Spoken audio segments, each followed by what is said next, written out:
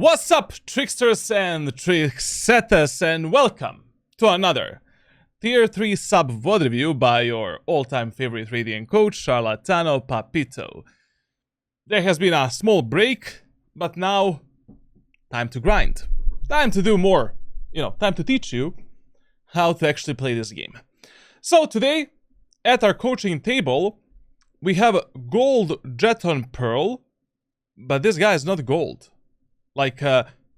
He is actually Diamond 1. So I don't know why he wrote gold. He's actually Diamond 1.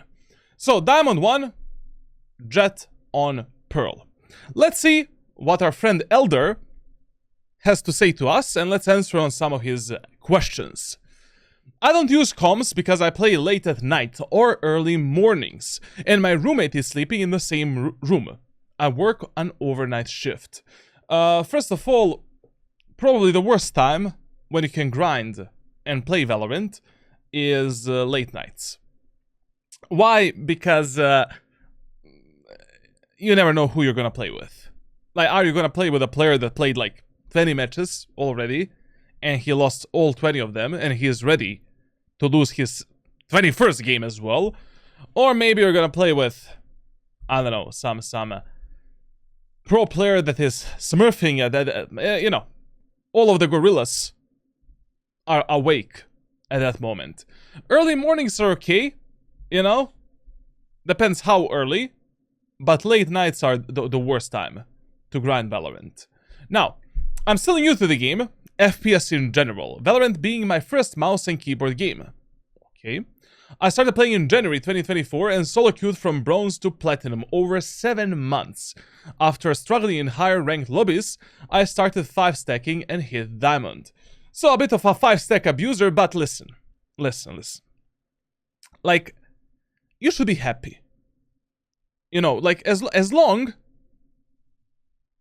as you can play with your friends, have fun in the game, abuse it. Not abuse it, just play with your friends. Because once you get an Immortal 1, you're only gonna be able to solo and duo. Most of the times you're gonna solo queue, probably. And all of the fun is gonna go away, essentially. So, as long as you're not getting super boosted, and your goal is to actually improve, you can duo queue 3-stack, 4-stack, 5-stack, whatever you want to do, basically. Now, our friend Elder wrote a lot of things here. Current struggles. Inconsistency. I consistently bottom frag in Platinum 3 to Diamond 2 lobbies when solo queuing. Solo queuing is a struggle. Yes, it is. Because there is a completely different concept of strategies, tactics, and playstyle that you need to apply when you solo queue compared to when you duo queue or you play with your friends. So essentially, when you solo queue, you don't trust anyone. You don't trust your mother, your father, even if they're Radiant, you don't trust anyone. Every match you need to begin, every half, you need to begin with the mindset, my teammates are mentally retarded until they prove me wrong. At least the first 4 rounds, 4 to 6 rounds. And those rounds, you need to play super careful. You need to follow some set-in-stone rules that will allow you to have higher chances of winning the rounds and winning the games. Basically, we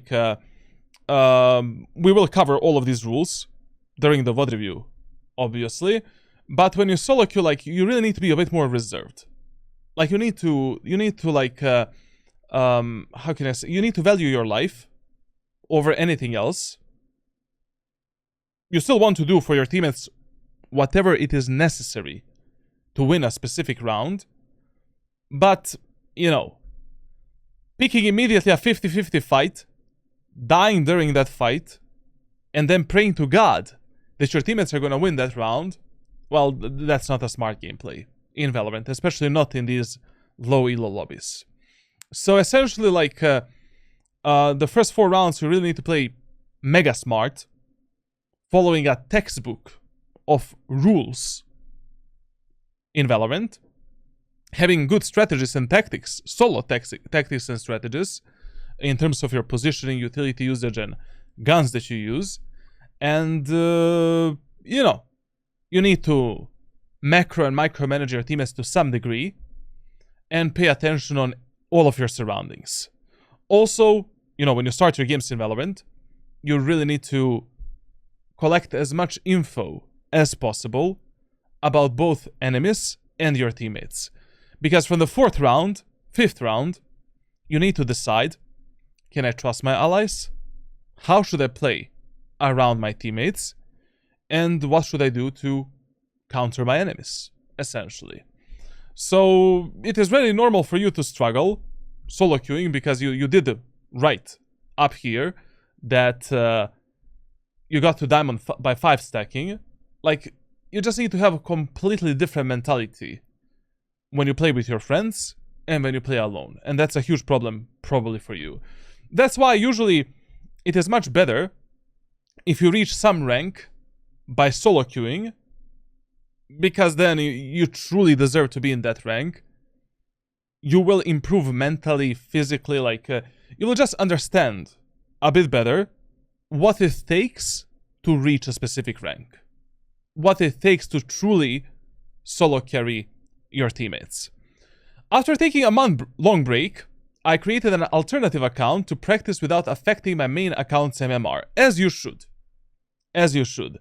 Basically, like, when you're grinding Valorant, it is much easier, more beneficial and better if you play on 2 accounts simultaneously instead of playing only on 1 account. You fix a lot of problems. Mental problems, MMR problems, ranked problems, getting same teammates, stuff like that. Like, the best way of grinding Valorant is playing 1 game on 1 account, 2nd game on a 2nd account, 3rd game on the 1st. You get the point. Just rotating the accounts. Like, and also, when you have 2 accounts in the same rank, same elo, like, when you get a really bad day, it's not gonna affect your mentality that much. Like, you're not gonna see a red carpet of 15 matches lost on 2 accounts. That is, like, if you lose 30 games in a row, that's impossible. Like, you literally bought account at that point, or you got really unlucky. But that is highly improbable. When it comes to consistency as well, remember that it is much more important in Valorant to have a gameplay consistency instead of anything else. Like, how you feel in terms of your mechanical skill doesn't matter that much, because one day you're gonna feel bad, one day you're gonna feel good. Like, you should have a proper warm-up, proper aim training routine, obviously. Like, but if you cannot hear the shots, your gameplay needs to be consistent. How you position yourself, which strategies you abuse, how you play the map on a macro-micro level, how you use your utility, etc., etc. Like, those are the things that can always be 100% consistent for you, no matter how you feel during a specific day. And that is the most important shit that you need to get on a really high consistency levels, which a lot of players don't. You know, a lot of the players, like, just, I don't know, they play aim labs and deathmatch 24/7, and they think they're gonna get Radiant by doing that shit. Like, you know, the game doesn't work like that. Now, that brings us to the second topic, aim and mechanics. I hit Platinum 3 on my ult in 100 hours or 2 months, but I was still struggling. Okay? I've spent over 500 hours in aim labs, 400 hours previously, plus 100 hours with the voltaic benchmark, almost platinum. My aim feels decent, but I'm still getting out-timed in fights against diamond players. Now, I really don't know what are your mechanical problems. We're gonna see that in the, you know, in the actual VOD. Like, I'm not a Nostradamus. I don't see the future and stuff like that. I cannot predict. But with that many hours spent aim training, brother, you should already be on a level of at least Ascendant or Immortal player, at least mechanically. Like 500 hours of aim training is a lot, bro. Like I don't know if I spent myself like 500 hours doing any aim training in the last 5 years. Like that simply means that you are lacking some other fundamentals, essentially. Maybe your raw aim is really good. Maybe you're gonna see some machine in terms of the raw aim, but God knows what we're gonna see in terms of your consistency, in terms of your positioning, movement, and stuff like that. Because, and also, that is another problem, like you cannot only use aim-labs and Kovacs to improve your mechanical skill. Like, you need to work on your movement, gunplay, you know, deathmatch team, deathmatch practice range. Like, you need to equally invest equal amount of hours in both, essentially. Like, you cannot just do one thing over and over again. Like, raw aim is important, but raw aim without proper movement, positioning, angle holding, and stuff like that means absolutely nothing. Now, game sense. I'm comfortable using the map before engaging in fight. But by the way, when it comes to your mechanical skill, like whenever I do these live VOD reviews, I always recommend to you guys some kind of an aim training. I'm gonna share with you some of my private aim training routines and maybe even a general training if I see that, you know, your problems are easy to fix, or maybe I have something pre-recorded or pre-made that you can actually use. So we're gonna work on that as well. Game sense. I'm comfortable using the map before engaging in fights and focusing on traits, but my deaths often come from timings and surprising pushes. Okay, we need to see that in game, you know, in the game, what's happening for you and why do you get surprised. I've studied agents, especially Razor and Jett, and their fundamental uses, but feel lost on weaker maps. Just watch your playbook on Jett for my weak maps like Pearl, Fracture, Haven, and Split. Basically, like, you know, that is just a game knowledge problem. Like, in order to improve your game sense, you need to analyze yourself, analyze other, you know, players, like do a few VOD reviews here and there. Like, you need to observe, you ask yourself, why did I lose this fight? What happened for me to lose this round? Like, how did the enemies play this round? How did my teammates play this round? Like, and also what is very important when you're learning and mastering agents is that you make a ranked playbook for yourself. You know, you write a document, Notepad, Word, Google document, where you basically set for yourself specific tasks that you want to do with that agent on that specific map. Like, for an example, you're playing Jett on Pearl. What is your default position? Where should you play in a second round, first round? If enemies are eco, what should you expect? If you are eco, what you should do then? Like, which guns should you primarily abuse? How should you manage your economy, etc., etc. Like, most of the players, like, why they stay stuck in those low elo ranks and low elo lobbies is they don't have any game plan.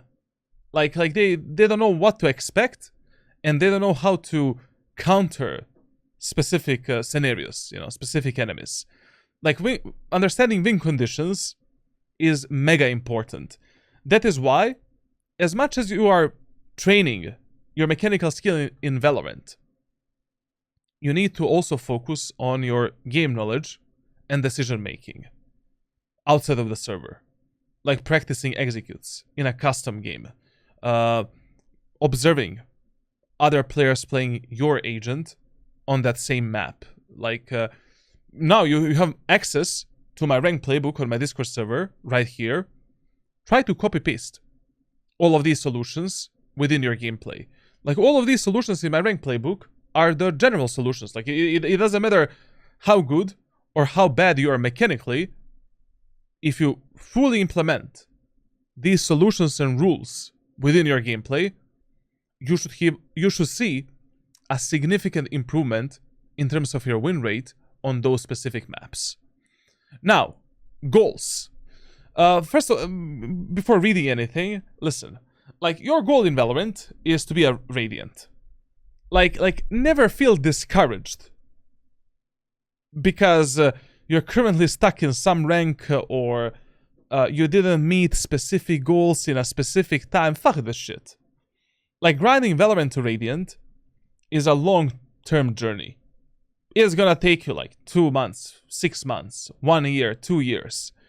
Like, what is very important is that you focus on self-improvement and self-analysis. Asking yourself why you're stuck. What are you missing? Are the agents that you play good for you?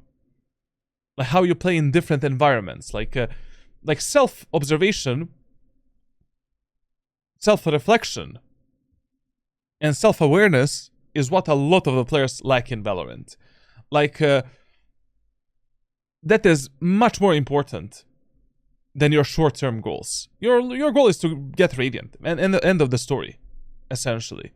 Your goal is not to be Platinum, Gold, Immortal. You can celebrate those small achievements and stuff like that, obviously, like, you know, it's good for your mentality, but your goal is to be on a level of a Radiant player. Now, my goals. Rank up smoothly while upgrading my solo queue experience to be comfortable. Okay, solid goal. You're trying to self-improve yourself every single day. How do we do that? By improving each of our skills for at least 1% every single day. Game knowledge, decision-making, mechanical skills, so it's not everything about fucking aim training. Learn how to avoid getting timed out and improve my game sense in higher rank lobbies. Okay. How to adapt my Jett playstyle on weaker maps like Fracture and etc. Okay. So those are solid goals. You know, these goals are much better than, you know, what I see. Like, some players are like, oh, I want to reach Platinum until March. Then from March to June, I'm going to be Immortal. Then in June, I'm going to be... Fuck that shit, you know? Fuck the ranks. You don't care about the ranks. Like, the only thing you care about is you want to have the skill levels of a Radiant player. You will easily rank up after that. Never, you know, when I'm grinding the game, any game, like right now I'm playing Marvel Rivals for an example. Like, I reached Grandmaster 3. Like, I don't fucking care if I drop down to Diamond, Platinum, like, I just want to be able to carry those lobbies myself, and I'm consistently trying to find the solutions for different team compositions, different maps, and for my playstyle, how I can do that. Like, if I lose 10 games in a row, okay, fuck it, you know, it doesn't matter. Like, 40% of games in any competitive game, you lose because it is an automatic loss. 60% of games, you could have done something better. So maybe those 10 games, you know, were just unwinnable in. It doesn't matter. Like, we're trying to find the solutions for other games, you know. And also, what is very important is having fun. Like, if you really want to improve at something, it is much easier improving yourself when you have fun with it instead of just playing it for the sake of it, or to reach a specific rank, or to get that stupid Radiant gun body, which nobody cares about, to be honest. Maybe, you know, some e-girls, like, that will offer you a internet blowjob. I don't know, like, kids these days, you know, I've seen some crazy stuff, like, to be honest. Now, questions. If I'm having a bad game, should I just focus on trading? If you're having a bad game, yes. Like, basically, I mean, you should focus on your playbook. You know, like, you should focus trying to do the best strategies, tactics, and applying the solutions that you already prepared before the game. That's why that is important. If you have a bad game, especially in terms of your mechanics, we need to work around it. Like, when you have a bad game, like, let's say mechanically, so you cannot kill the enemies, apply some simple solutions then, like, use shotguns more. Buy the Judge, buy the Bucky, buy the Stinger, shit like that. Buy the Operator. Operator is a very noob-friendly weapon that is very important to be mastered. And it's a elo stick in Valorant. Like, it is, once you master the operator, like, those low elo lobbies, like, you can just, you know, every round you can get one free kill and just make a numbers advantage for your team, for an example. Because players have terrible utility usage, you know, like Sova is never using the drone, dart, and stuff like that. Now, any tips for transitioning from mechanically focused player who spent months on aim and movements to be a more of a game sense playstyle? We already talked about that. I already explained what you should be doing. And one of our goals today, during this VOD review, is going to be finding some good daily routine for you. So after this VOD review, I'm gonna share with you some of my private coaching, private trainings. You know, I have like hundreds of them, like pre-made, pre-recorded. And we're gonna try to find something that you can use for the next 2 to 3 months to improve yourself on every single field that you've mentioned right here. You know, there is no fucking way we don't find something good for you. Now, when it comes to the tracker, like, he has 2 accounts. We're not gonna look at his second alt account. It really doesn't matter. Like, this is the account where you should practice, that you should rotate, and you know, it's just a second account. We're just gonna focus on the main. Like, when it comes to your main account, this is really good. You know, like basically reaching Diamond 1 in 228 hours, that is above average. Like, I've been coaching some players that are stuck in silver for 2,000 hours, in diamond for thousands of hours. Like, this is solid. Yes, I know you do, you know, you 5-stacked a bit here and there, but your performance is actually solid. You know, my dude went from bronze to Diamond 1 in less than 150 hours. With a really good KD, headshot percentage, win rate. Like, basically, I don't see why would you have a problem reaching Immortal as a first step with this performance. When it comes to your playtime, that is a bit rough. You know, that is a bit rough. Like, this playtime that you have right now is enough to get Immortal in the next, like, I don't know, 3 to 4 months. But you need to bump it up a bit. Like, you know, if you want to improve a bit faster in Valorant, like, you cannot expect to go from Diamond to Immortal in 60 hours. As an average, you know, player that never got Immortal in his life. Like, basically, what I always say to Valorant, you know, to players that I coach, and what I always force them to do, you need to play the minimal optimal amount of games of Valorant every single day. Basically, 3 ranked games every single fucking day for the rest of your life. If you want to be consistent, if you want to have a consistent grind and improvement, if you want to see, you know, that rank going up. Like, Valorant is a very grindy game. Not every match is within your control. You need to be fully focused. You need to be within the game to actually play it. Like, you cannot just, you know, play 1 game of Valorant per day and be like, why am I gold? Or something like that. You know, like, so, especially if you want to get Radiant, brother. Like, once you get to Immortal 3, remember that you're playing with and against the players that play 15 hours per day, every single day. So, you know, this needs to be bumped up a bit. Like, I don't know how much free time you have, but if you're serious about reaching Radiant, you need to play 3 games per day, have a proper warm-up before these games, have a proper aim training routine that you do after the games every single day for like 30 to 60 minutes, and invest at least 1 hour per day into developing your game knowledge. You know, like watching some guides, some analyzing some VODs, doing some custom game training, anything. So overall, like, that is like, you know, 3 to 4 hours per day, every single day. Like, there is no easy way to be successful, you know, to be radiant, essentially. You know.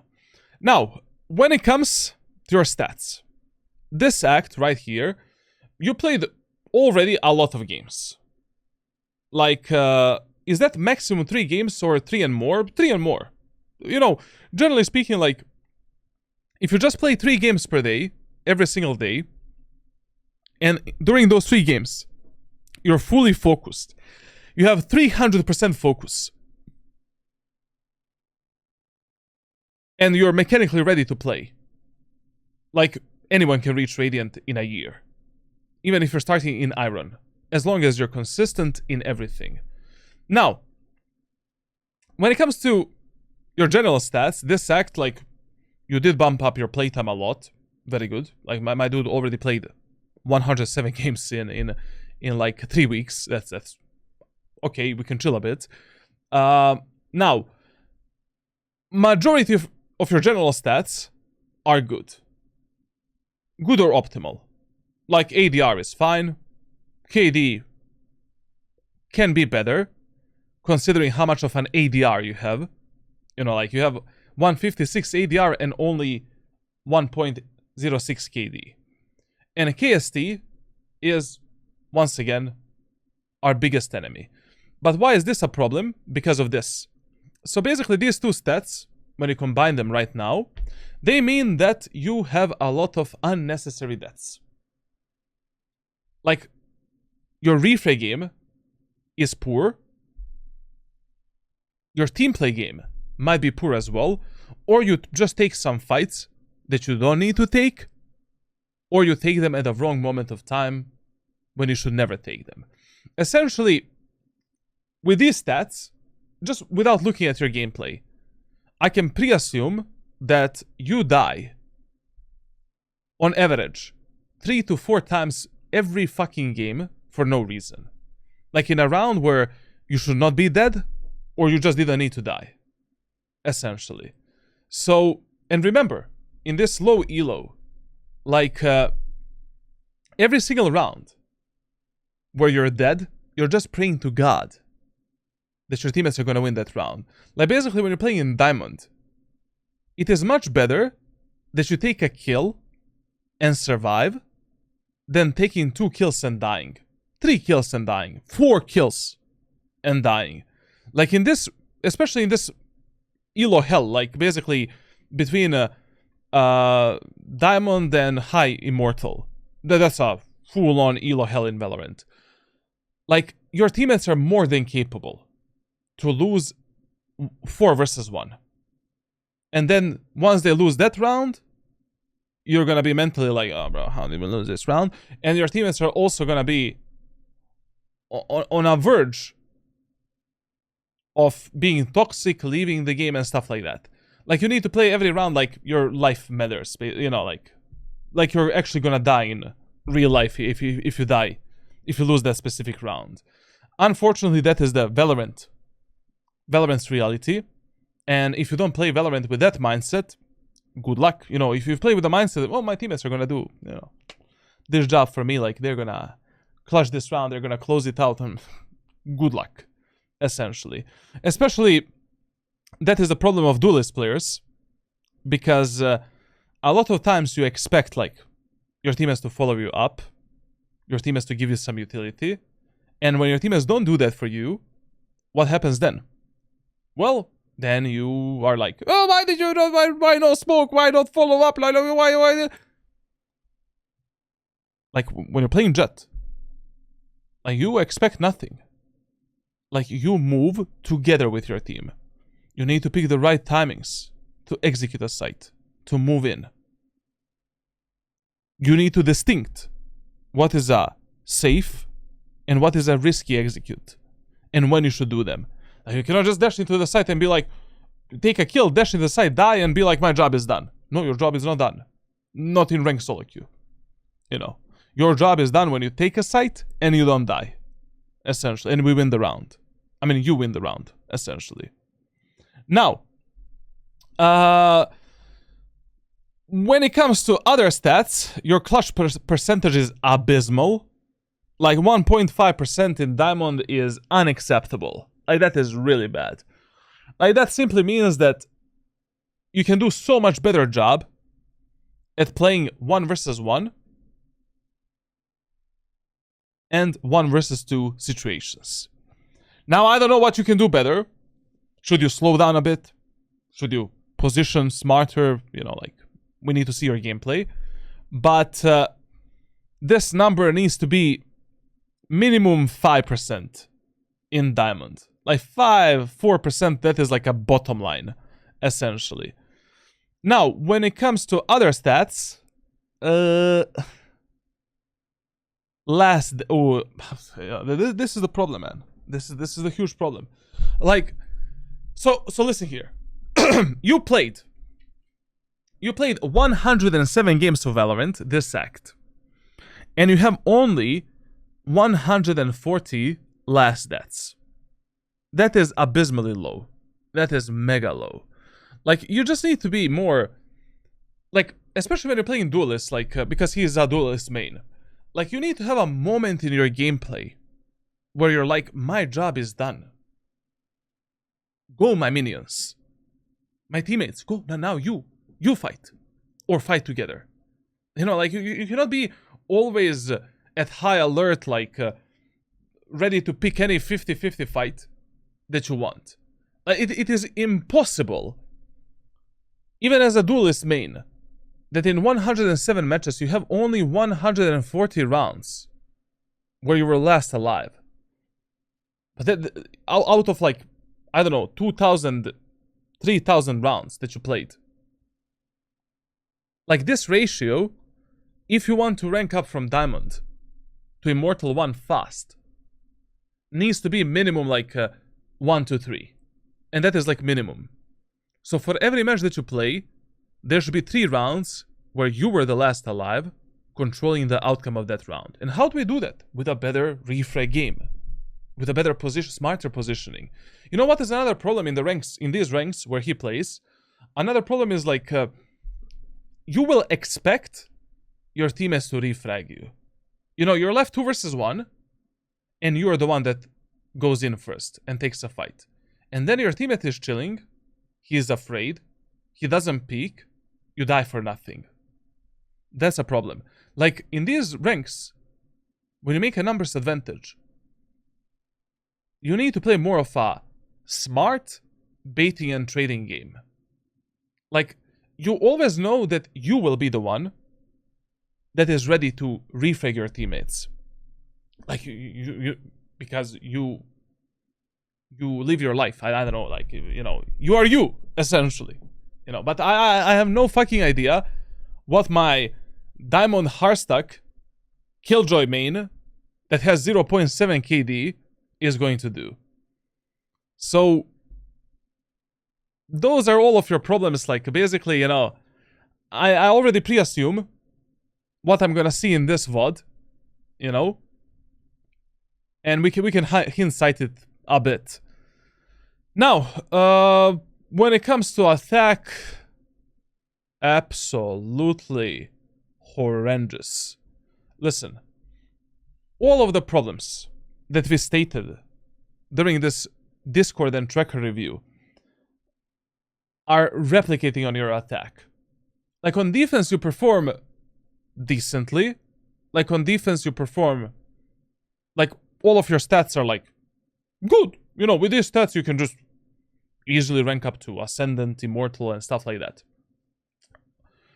But your attacker side stats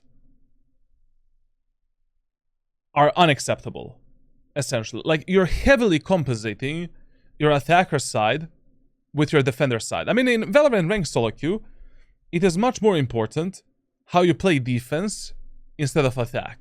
Because on defense, it's easier to counter the enemies yourself, to position properly, to, you know, you can control a lot of different variables.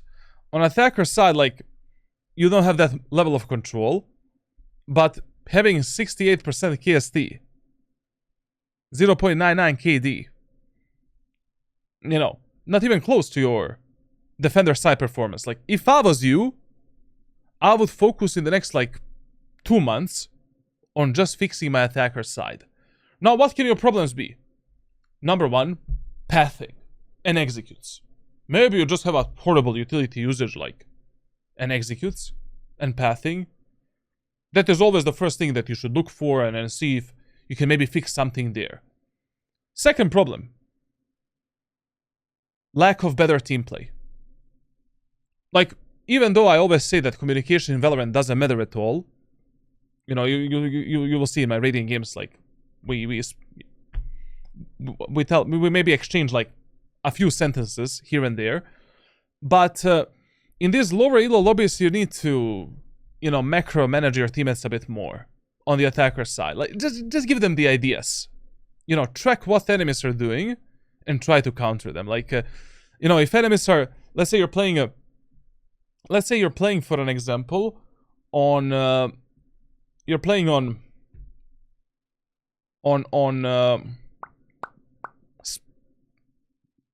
let's say Haven, on Haven. So we are on the attacker side. When enemies are eco, half buy or bonus on a defender side, you don't want to touch these 3 areas of the map.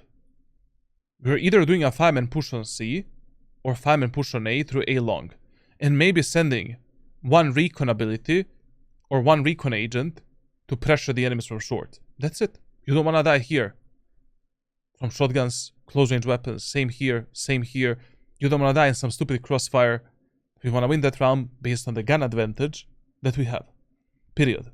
In the first round as well. In the first round, it is mega important what you push and what type of pattern of pushing you develop.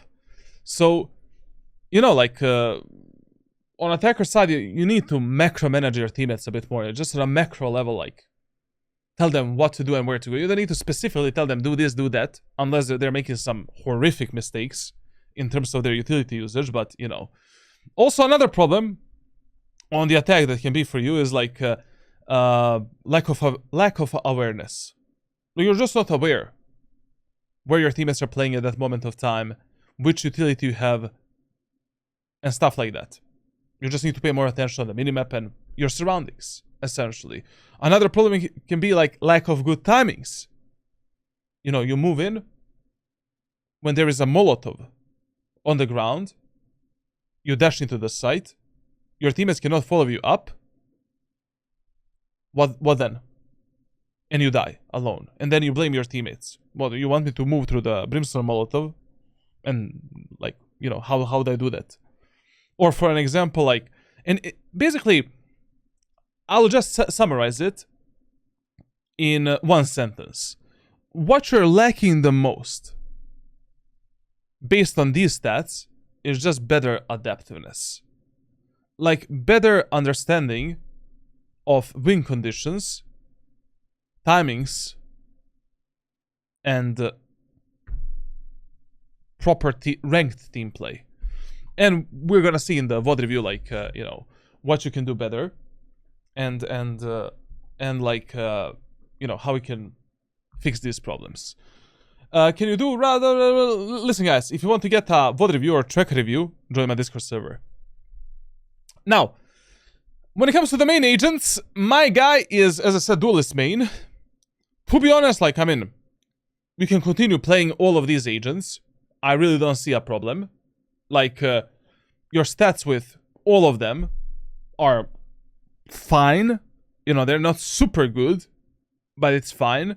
You know, based on these stats, like, agents are not a problem for you. It's not the agents that you play. It's how you play them. You know, and how you play Valorant fundamentally. Like, especially this act right now where you put a lot of hours already. Like, it is impossible that in 38 games, you have 32% win rate with Jett, 1 KD, and 150 ADR. But 67% KST.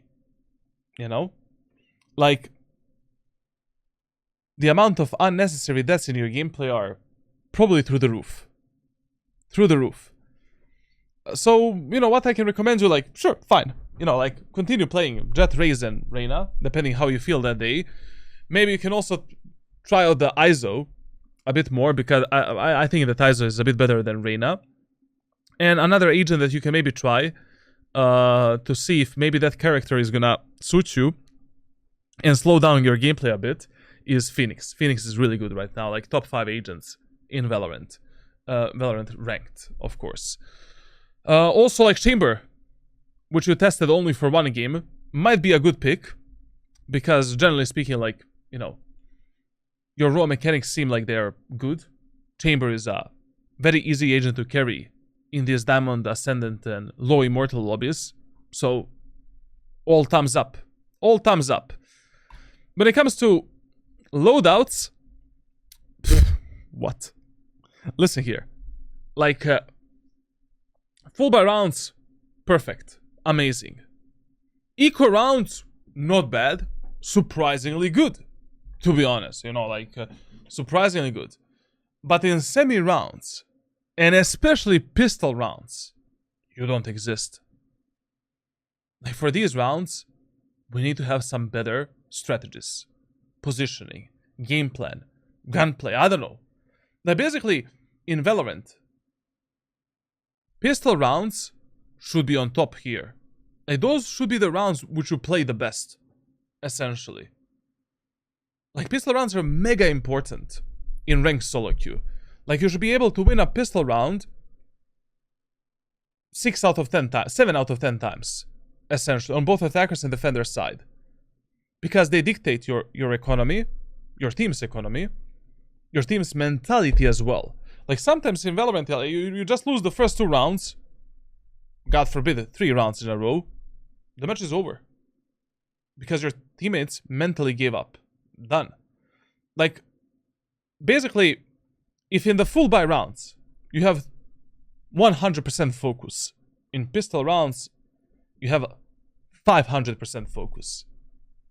And you follow the best strategies, the best tactics, and the best rules on that specific map. Which I all explained in my ranked playbook, but whatever. So, you know, here, we can see that problem.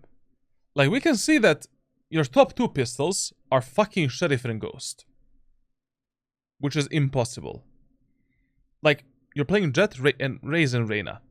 It is simply impossible in the current map pool. Like, basically, we have a lot of claustrophobic maps where classic and shorty strategies are amazing in the first round to win them. Classic pistol on, like, basically, I don't know if, so on Haven. On Haven in the first round, with the Jett, classic light shield, 2 smokes or smoke and updrift. On defense, classic shorty in the short. Abyss, okay, Ghost, smoke, or a Sheriff.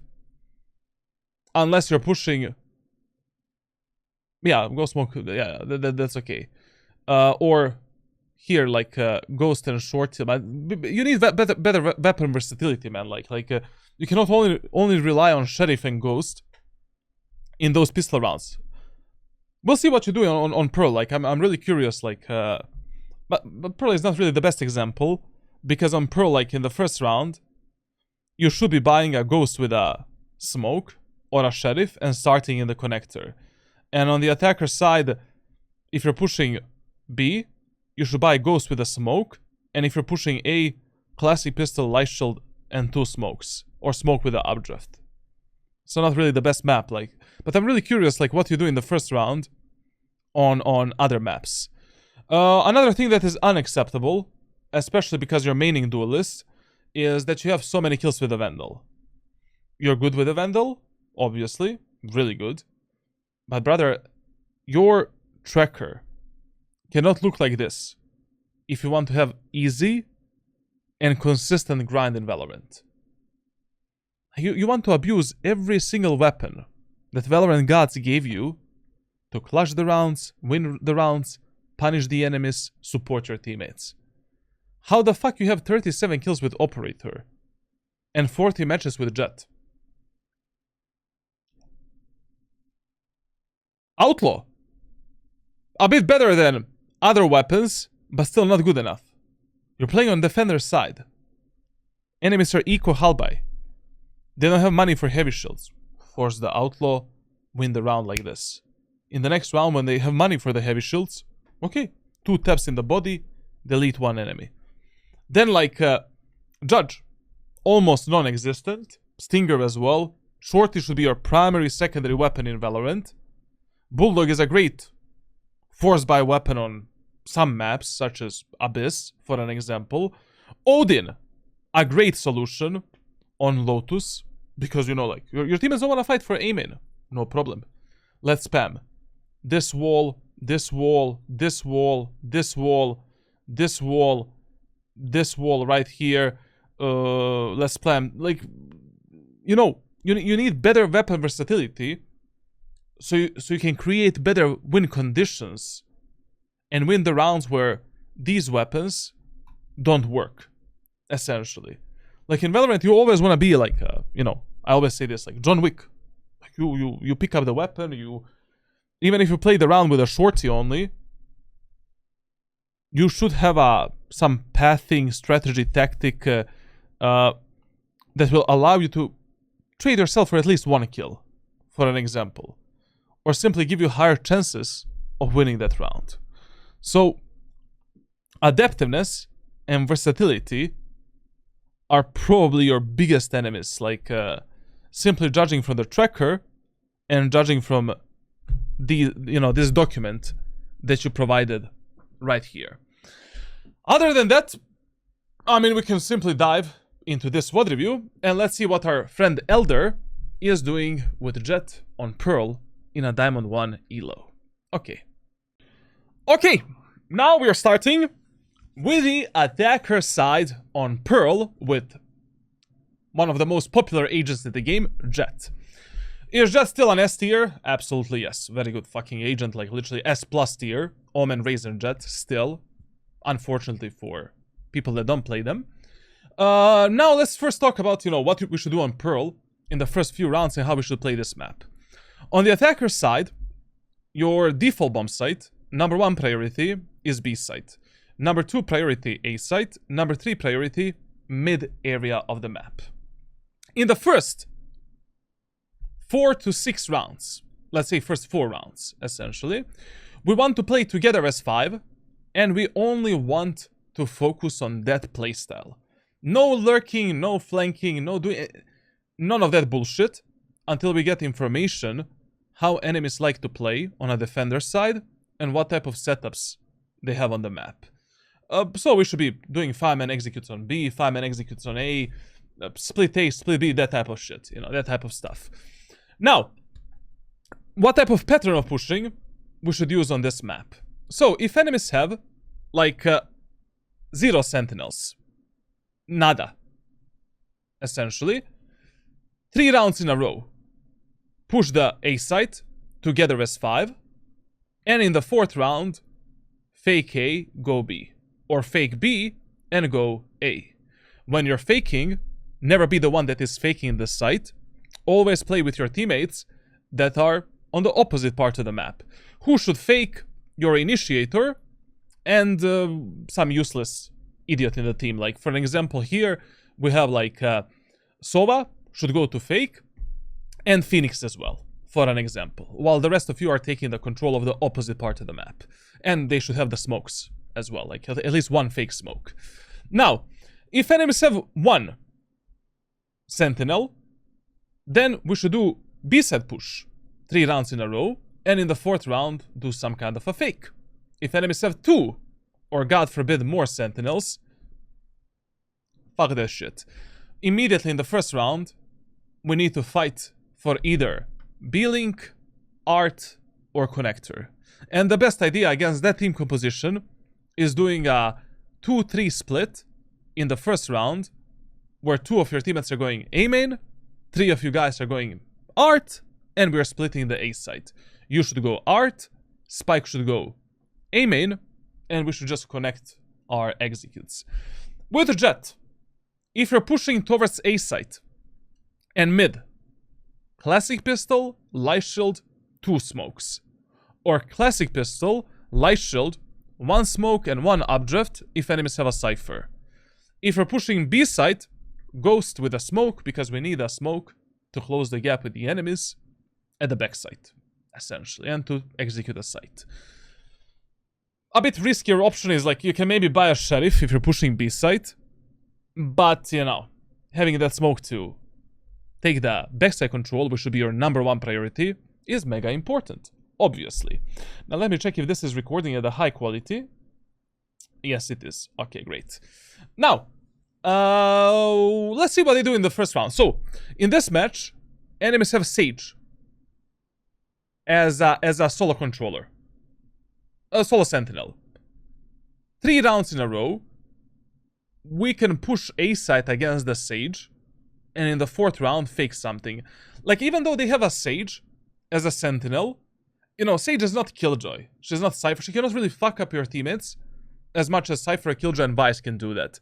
So, Sage kinda doesn't count as a sentinel when they only have 1 sentinel, and that is Sage. In this equation that I taught you at the start of this VOD review. You know, if they had a Sage plus Cypher, then you need to split art and take mid control and stuff like that. So in this round, it's fine. It is totally fine to do a 5-man push on A site, even 3 rounds in a row, to be honest. And we should be buying classic light shield, 2 smokes, and you know, with a dash, essentially. And in the first round with Jett, your goal is simply to get into this position, which is your default execute, especially if enemies don't have a Killjoy, Cypher, Vice. Your main goal, 90% of times when you're pushing A site, should be doing this.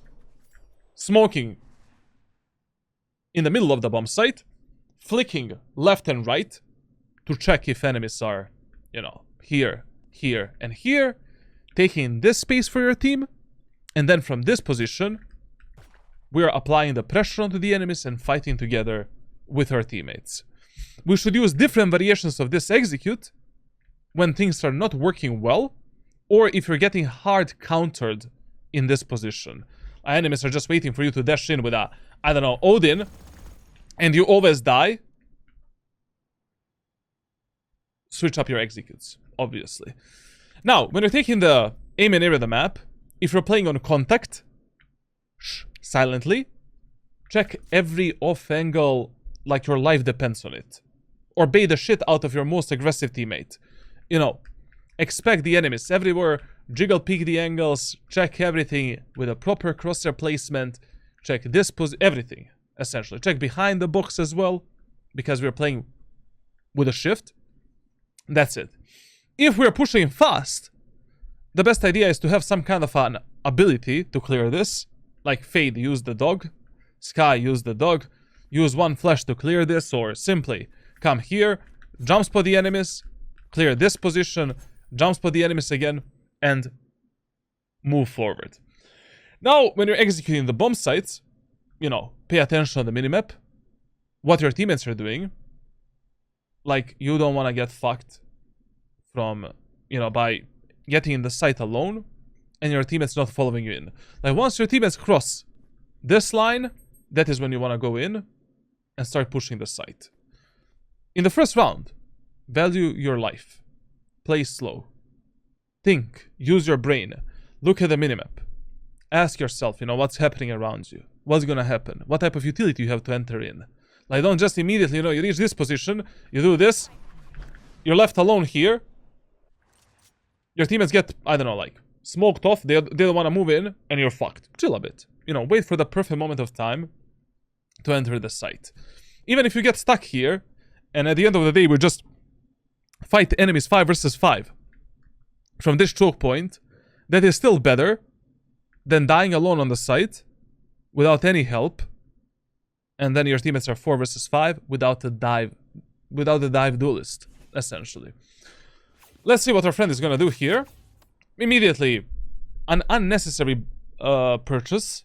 Like, buying a ghost with a smoke on a pearl when you're pushing A site it's not good, essentially. Because your job is to get in the middle of the site. From this position, you're fighting only medium range and close range gunfights. There's not a single long range fight that you need to fight, essentially. And maybe, you know, like maybe you're gonna kill one enemy on sight, pick up their ghost, and now you have a ghost with a light shield. You're a juggernaut in that round, you know. Like with the Jett, there's no reason to go with a, you know, if you're pushing A set, of course. If you're pushing B set, you should be buying ghosts with a smoke. Let me see something. This is also a problem. This is also a huge problem. Like, this Sova made a footstep after the barrier went up.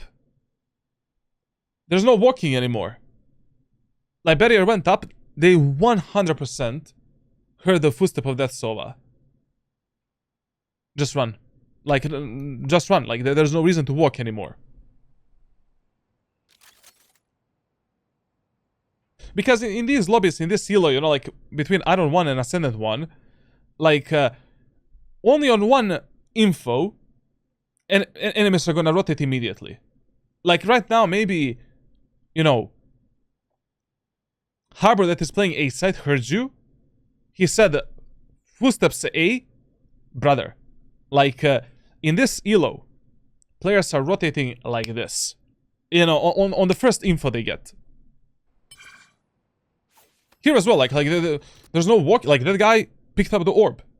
As soon as he touched that orb, fuck it, like, you know, jump spot this, get the info, activate the dash ability, get ready to move in.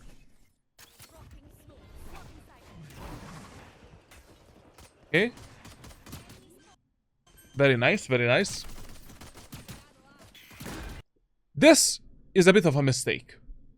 Like, we killed that Harbor in the CT. But you have zero support from your teammates at the backside. Why do you need to extend past this line here? No reason. We got the site. We planted the spike. 4 of our teammates are playing passive on the site. Play with your teammates. Like, basically, especially in the first round, you want to play as aggressive as your most aggressive teammates are playing. And if you already want to aggress the enemies past this line, you need to ask for the support. Hey guys, I'm gonna be pushing the enemy's backside. Can you push with me? Because here, like, especially if you overextend even more, your teammates don't have the vision in the graveyard. They don't have the vision in the CT. It is mega nasty on the Pearl, like, A site, getting alone on this location. Because you're in a heavy crossfire, it is impossible to clear this and this position without being overexposed from both. Like, you should never find yourself here on Pearl alone, essentially. If you don't need to be there, of course.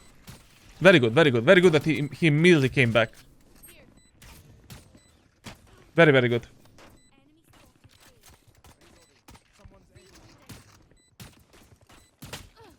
This fight that you're taking right now, unnecessary. Like what are you trying to do?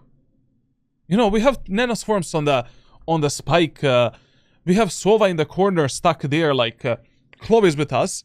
Like, when you make such a huge numbers advantage in this elo, your whole gameplay needs to boil down on the raw refrag game, baiting and trading.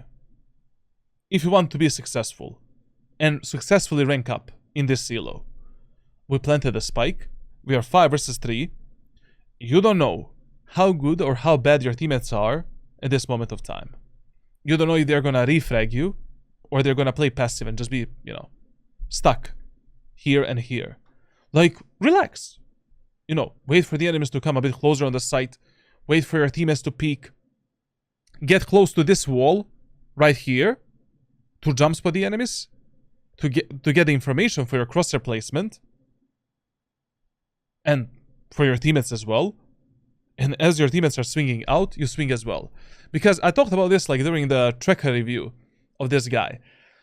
Like, when you end up in this type of situations, if you peek first and you first take the fight, when there is no reason for you to do that, and you die, and your teammates don't refrag you, it's not their problem. It's your problem. You trusted them way too much. And this guy seems like a good player, like already. Like, I mean, based on the stats, based on this first round, it's okay for a Diamond, 1 player, to be honest. Like, value your life until your teammates prove to you that they are good, that they are worth trusting them. Like this mentality, you don't carry in every rank, in every lobby. Like you need to have completely different playstyles in Valorant for low elo, medium elo, and high elo. Basically, when you're between Iron 1 and Diamond 3, between Ascendant 1 and Immortal 2, and Immortal 3 and Radiant. But when you're playing in these lobbies below Ascendant 1, you need to play a bit more reserved, like, you really need... You don't know who the fuck you're playing with. Maybe enemies have a smurf. Cheater. Maybe your teammates, like, bought the accounts. They got boosted. You don't know, essentially. You don't know how good they are. Also, the rank disparity is so big. Skill disparity.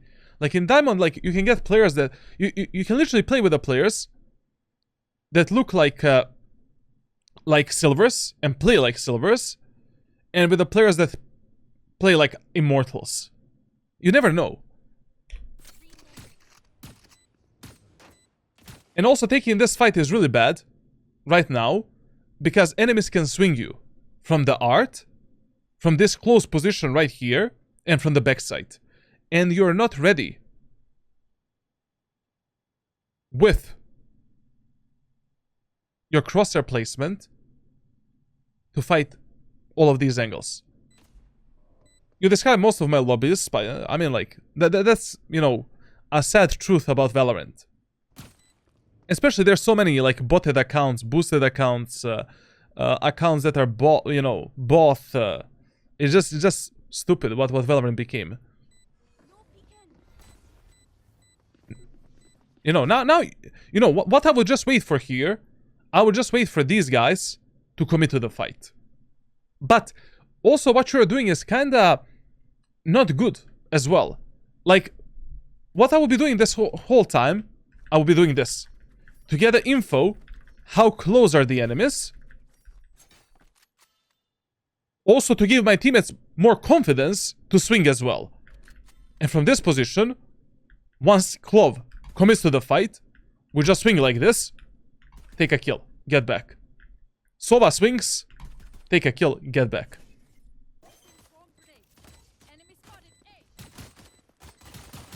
And then, we don't need to mention that our Phoenix did a Tour de France. Like, he did a Formula 1 Monaco, bro. Like, my dude went from A main to mid to art. Also wait for him. Relax. Jump spot the enemies, waste their time. This guy is your win condition. Like, this guy is the guy that is gonna win the round for you. You don't need to fire a single bullet.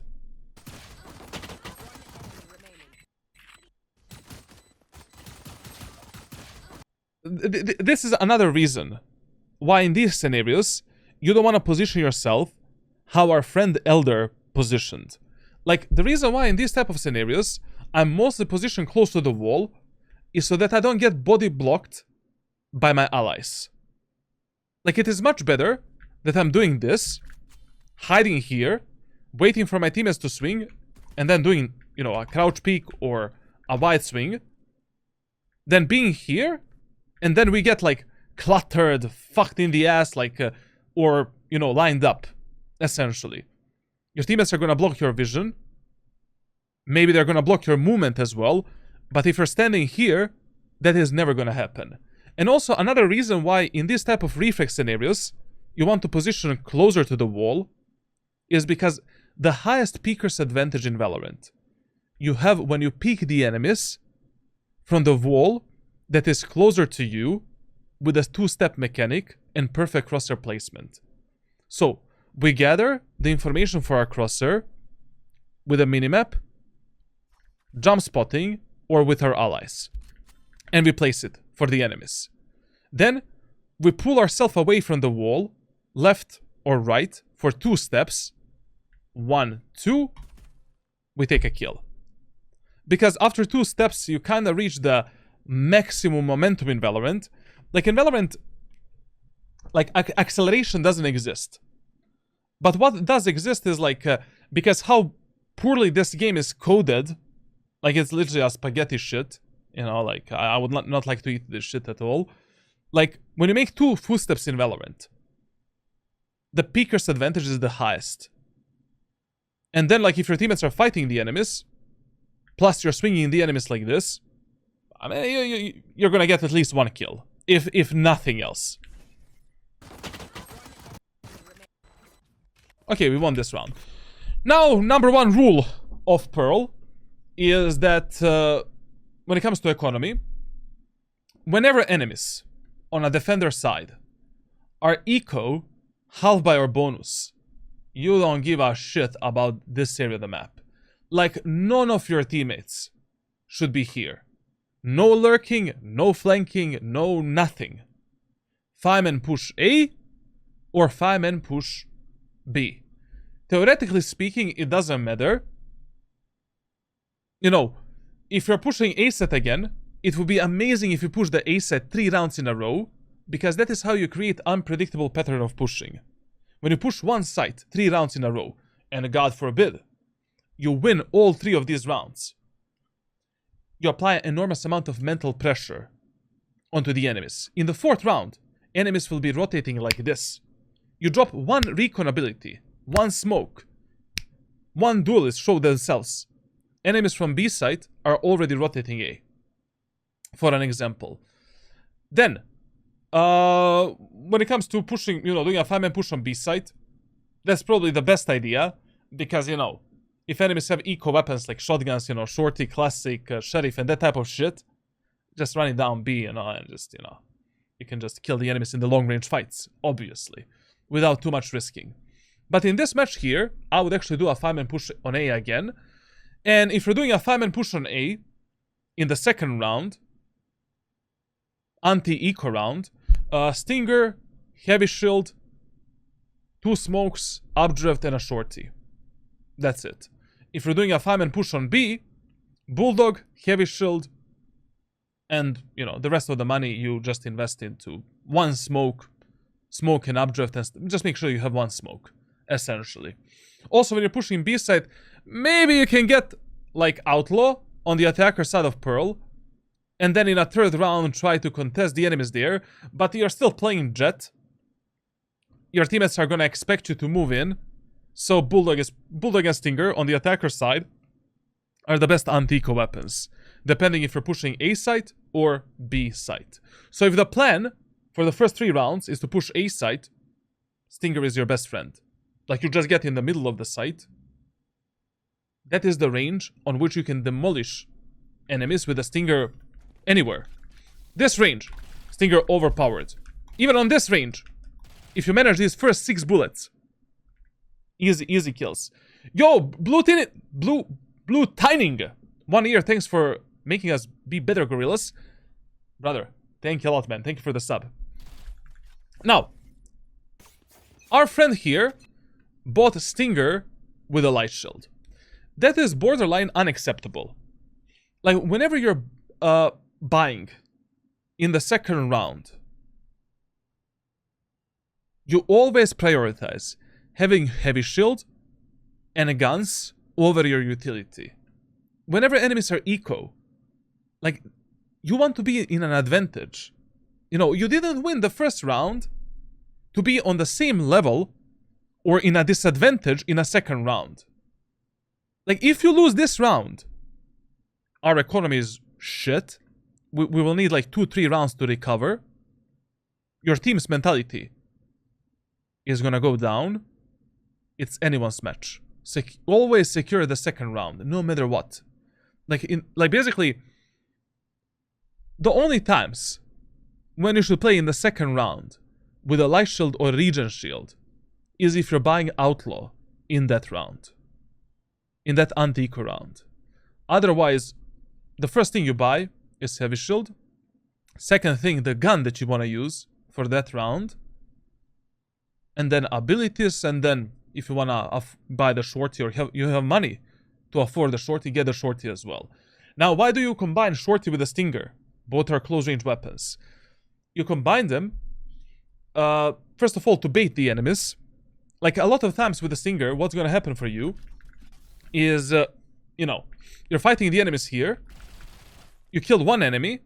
Like, 20 bullets are nothing for stinger. Like, 20 bullets that's it. Like, in 1 second, 1.5 seconds, you can waste 20 bullets from the stinger. Enemies are gonna have the confidence to push you in, because they're gonna think that you're reloading. Pull the shorty. Easy kill. Done.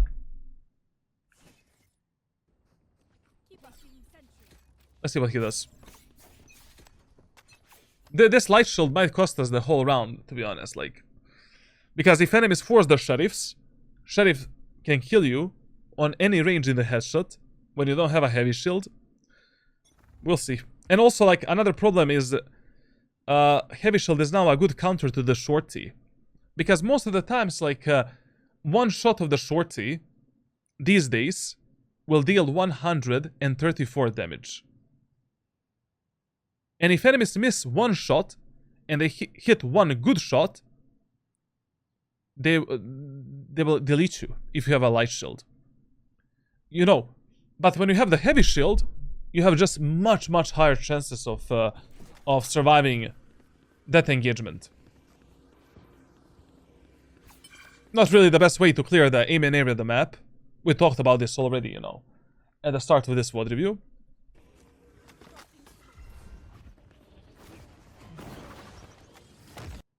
Okay. Solid execute. Not that bad. His teammates are pushing fast, and in the first round they actually executed the site really fast, so it's fine.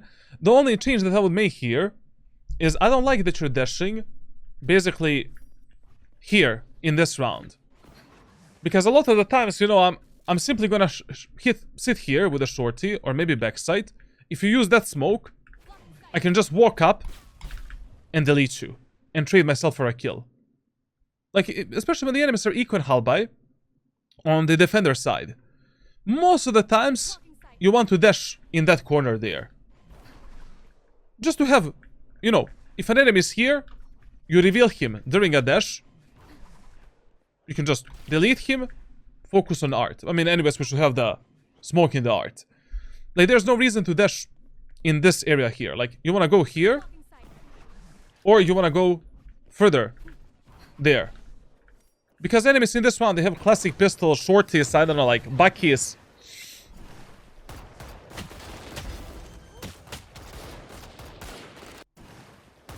And also, like, one thing that you really need to stop doing when you're entering the A site, you need to stop peeking alone this like graveyard area of the map, like backside. Like, chill, relax. I mean, like, if enemies are not spamming you on this position right here, through this wall, just relax. Your main job is to observe the minimap. Like, here I'm just watching on the looking at the minimap, and I'm predicting who's gonna fight first from my teammates. I'm ready for this fight. I'm ready for this fight. What you can do is, like, you can jiggle pick the art, or maybe jump spot the enemies on art to get the info here and get ready for a fight. But there's no reason for you to do this first or alone. Oh, wait, just relax. Like, let your teammates take a fight. You're ready to... Because enemies have enormous amount of mental pressure from you here. They don't know when you're gonna peek, where you're going to support your teammates. You know, you're the kind of like a... Not really... After you make this play, you're a great pressure support for your allies. Like, you know, enemies should be expecting your teammates to just be walking out here. They should be expecting all of these fights. Like, when I'm peeking here, I need to be ready for this fight. But if I'm fighting this enemy, I cannot react on you doing that. And you have that surprise mechanic, surprise moment that you can use to delete that harbor at any moment of time. And he always needs to think about that. So just relax, you know, when you reach this position, like, wait, look at the minimap, and pick the right moment of time to fight. Also, like, I personally think that this crosser with fading firing error, you see his crosshair here, like it's the top is fading. It's just useless. Like, whatever. Like, you should be, you know. I don't think it's that useful. It's more distracting than anything else, in my opinion. But whatever, like, if it helps you, sure, fine, like, you can use it. Just from your guides, I got from Gold to Ascendant, maining Omen and hating Omen TP make me TP on top of default. What?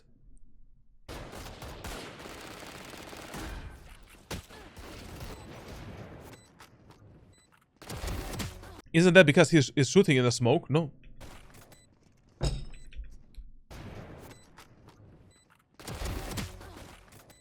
From your side, in the end of this round, like, there's nothing better you could have done, to be honest. Your teammates left you like a potato on the site. But for an example, this smoke that you did here is the reason why you died. Like, why did you even do this second smoke? Like, you entered the site, you saw on your screen that no one is left, no one is right. What was the purpose of this second smoke?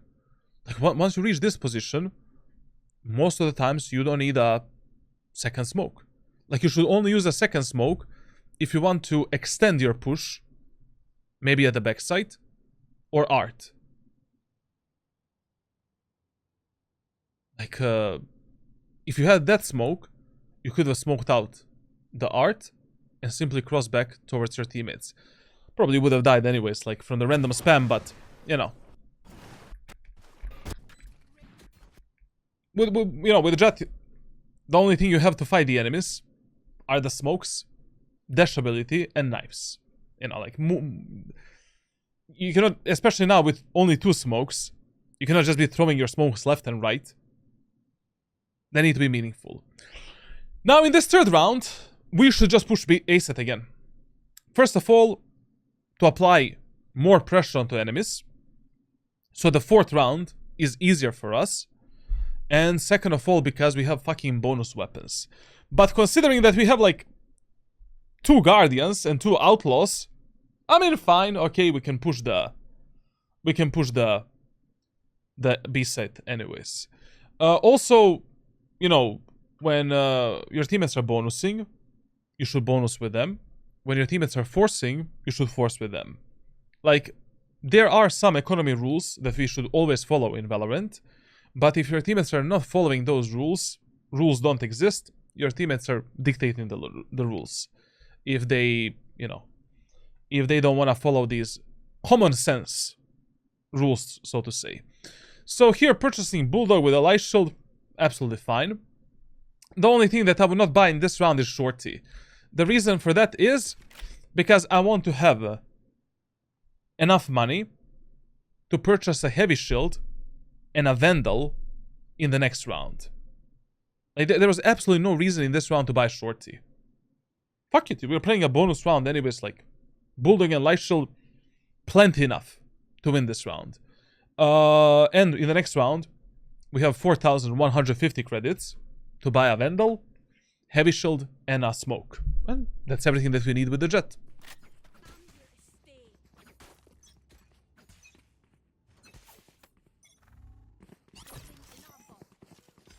Listen, never in your life should you be swinging B-main area of the map like this. Like, there's not a single case scenario, essentially. Like, when we are crossing this B-main area here, number one, we bait the shit out of one of our teammates that is super aggressive, let him peek first, be a few inches away from that ally, peek together with him, if your teammates don't want to wait. Number two, ask Astra to give you a fake smoke. You should do this smoke. Jump spot the enemies to reveal them, then swing to get the info. Here, here, here, here. Number 4. Use recon ability. Dart, drone, I don't know, anything. But this is a death swing, bro. Like, you're not, with your crosshair placement, you're not ready for any fights here. And in this round, if this guy has outlaw, and you have a light shield, you should be dead. Essentially. Mistake number 2. Whenever your teammates are splitting B site, always play with the teammates that are going through B-Link. They have much higher chances of dying and getting in the first fight. Much higher. Like, if you have 2 teammates here, 2 teammates here, you should always play with the teammates in mid. They can die in this crossfire. They can die from random peek through this smoke. Like, so many bad things can happen for them. What rank is this VOD? Diamond 1. Fighting with the ADS here, with a Bulldog. Absolutely good. Fine. You know, on high and medium ranges, you should always use the burst fire with the Bulldog. That's the main power of the weapon.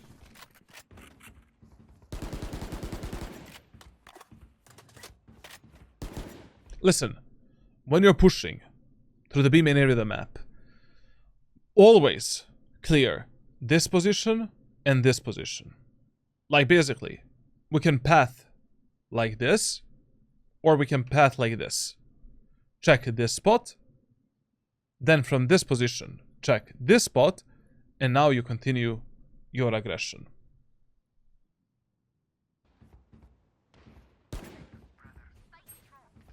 Just says gold 2, Jett on Pearl, top left. The guy is actually Diamond 1. I don't know when was this recorded. So, like, on Tracker, he's Diamond 1. I don't know, like, maybe he's, I don't know. Holy fucking shit. Listen. So this is a very, very good scenario to talk about. When you create true numbers advantage on the attacker side with Jett. So you are 5 versus 3, 5 versus 2, 5 versus 1. 4 versus 3, 4 versus 2, 4 versus 1. 3 versus 2, 3 versus 1, 2 versus 1. You don't need to use your dash ability and smokes to execute a sight. And most of the times, you shouldn't do that. Like, you should be using your dash ability to pick the fight with the enemies. Essentially. And just play clean refray game. Here, for an example, we are 5 versus 3. We don't need to use the dash ability to dash anywhere. And it is really good that he is not doing that. But the problem is, like, we should not be pathing this aggressively. Our Clove is all the way in the B main, jerking her cock off, doing nothing. You know. Our Sova is droning. Let's wait for the drone. Let's wait for the Phoenix to come in. Like, your main job right now should just be making sure that you're able to fight with your Killjoy. And that you're able to refrag her at any moment of time. Activating dash ability was fine. Because even if there is like 5% of chance for you to fight the enemies, you should pre-activate your dash ability. But moving into the site, no need. There's like 1 minute, 15 seconds on the clock. We can just relax, chill. Wait for our Sova to drone. Take the fights with our Killjoy. And then we path into the site. Wait for the Phoenix and Clove to come back, to come close to us. This was a death sentence. Because your Sova, we didn't know if an enemy is here. Maybe Charlatan with the shorty is here or here. We don't know if someone is here. CT, we have no smokes. Why would you do this? Absolutely no reason. And also, like, when you're using the dash ability, like, with a Jett, you really need, like, that is not only the tool for you to close the gap with the enemies and take space. It's a recon tool. Always flick. Like, force yourself to flick left and right. Like, you need to gather that information. At least flick, you know, gather info on the most important side for you at that moment of time. So if you're dashing towards the backside of B, in the B holes, at least check this. If nothing else. These positions. And then focus at the backside. But, you know, in reality, you should be doing this. In practice.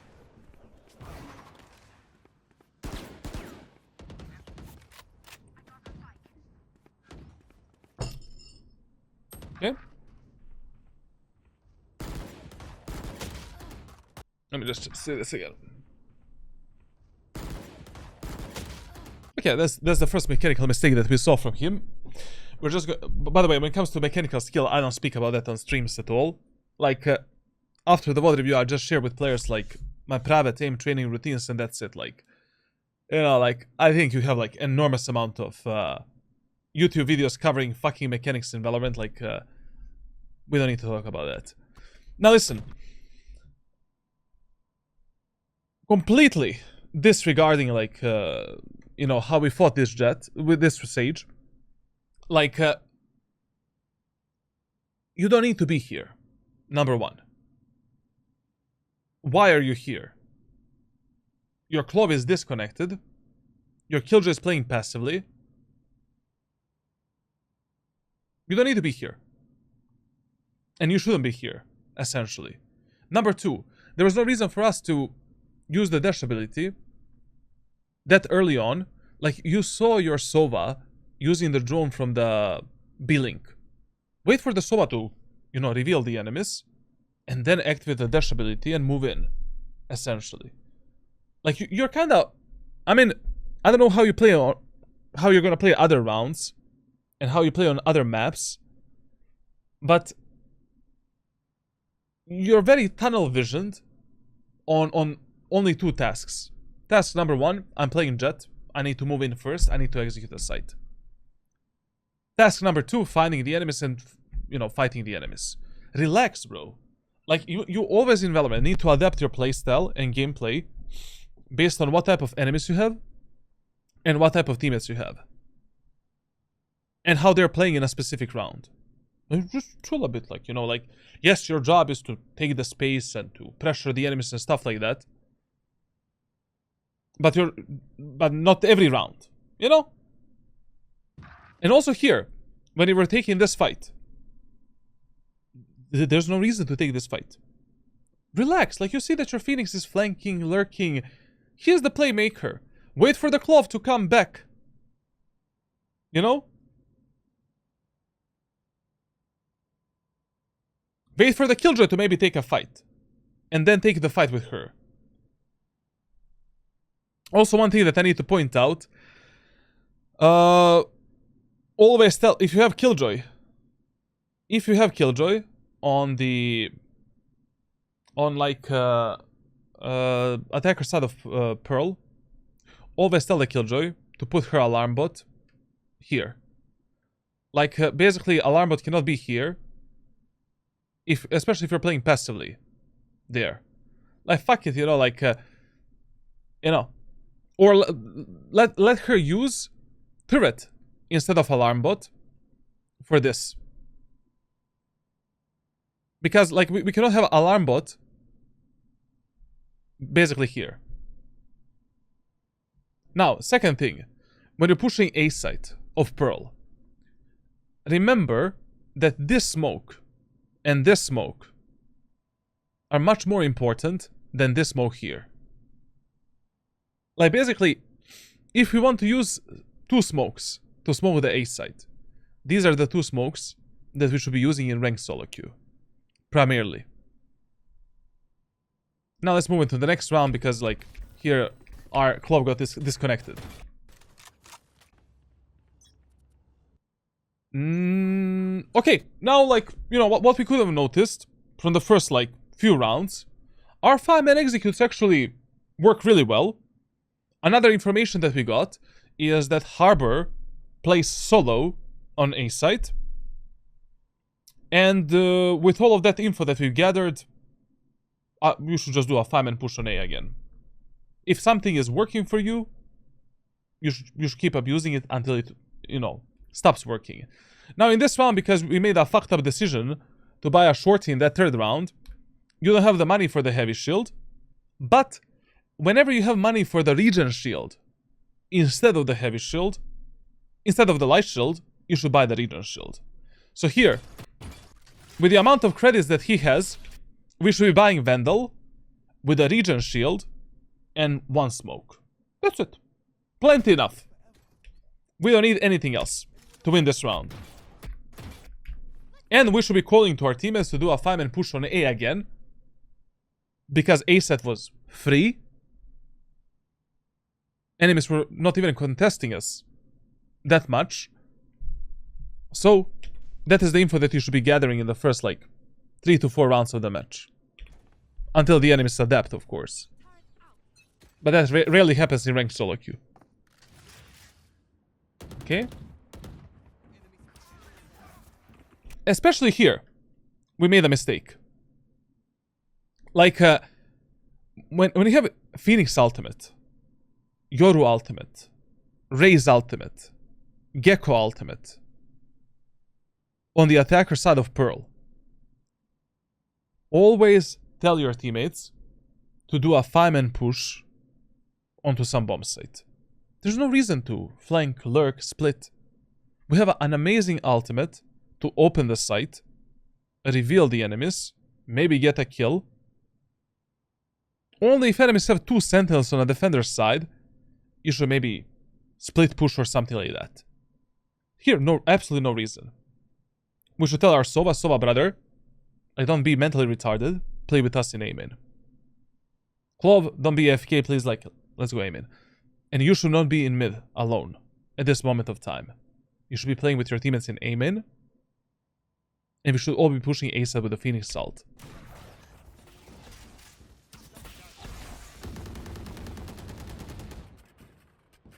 This is diabolical, man. Literally diabolical. Like our teammates took the whole A side for free. Because enemies are not even... whenever you notice that enemies are not contesting you in these, main areas of the map, that is the worst thing that enemies can do on a defender's side. The Harbor... Every round Harbor was playing super passively from the backside. The worst fucking thing you can do on Pearl. We can just tell our teammates, hey guys, let's walk up here. Don't make a single footstep. You get there, you explode on sight, they leave the Harbor. Enemies didn't even start the rotation. We have the site for free and that's it.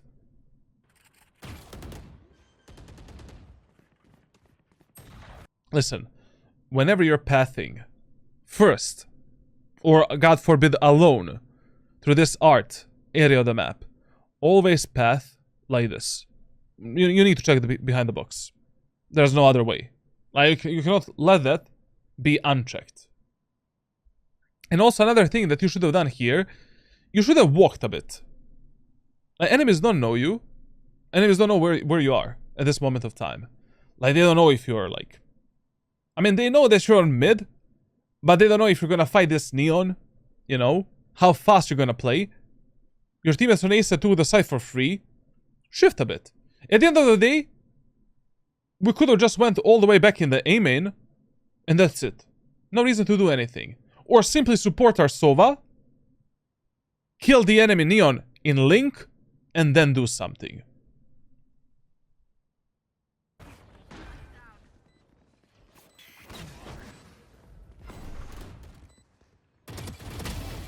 Yeah. Okay, basically, I have no idea. Listen, you activated a dash ability here. All of your teammates are in the A main area of the map. Instead of dashing into the site and fighting this enemy at the backside, why don't you use your dash ability to kill the sky? What is the difference between you getting alone in this position where you're overexposed from here and here, and you fighting the enemies in this spot with the dash ability. There's no difference.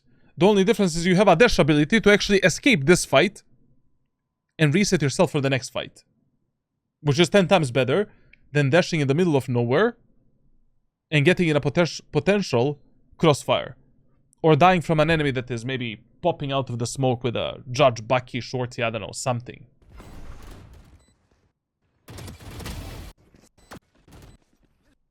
But what is fucked up is how we play this round on a macro level. Like, I mean, we have the Phoenix ultimate on the attacker side of Pearl. Enemies have a very low economy because we killed tons of enemies in that third bonus round. Like, there's no reason to split the map yet.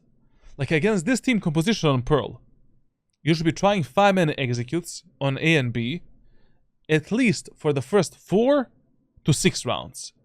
And if that is not working, then you switch the playstyle. You know, then you adapt. But this is just like nonsense, like especially in this elo. Okay, let's talk about this. Like, you're one ultimate orb away from the Jett ultimate. Go in the A main, take the orb. That is your weapon in this round. Like, if you already don't have money to buy a Vandal, a Phantom, or something, you buy a heavy shield, 2 smokes, updraft, and a shorty. You tell your teammates, your Phoenix, to support you. You pick up the orb. Your ultimate is your weapon in this round. Like, the main purpose of the Jett ultimate is, you know, economy saver purpose. Like, if you get your ult in this round, you have a very powerful weapon to clutch it, win it, period. Everything that you buy in this round here is just an absolute waste of credits. All of this, wasted. Literally, no reason to purchase all of this. If you have a heavy shield, 2 smokes, updraft, and a shorty, you have everything that you need to win that specific round.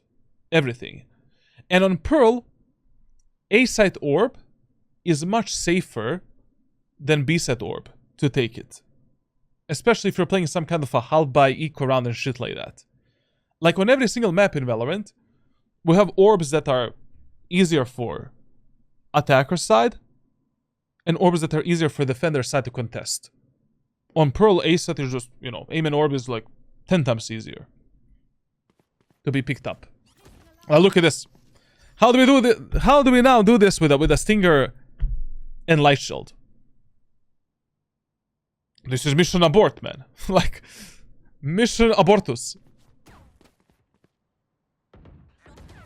No, you know, you're just wasting your time here, doing nothing. Like, if you already wanted to go B here and pick up the B orb, you should have bought like maybe Marshall with a heavy shield, you know, or Sheriff with a heavy shield.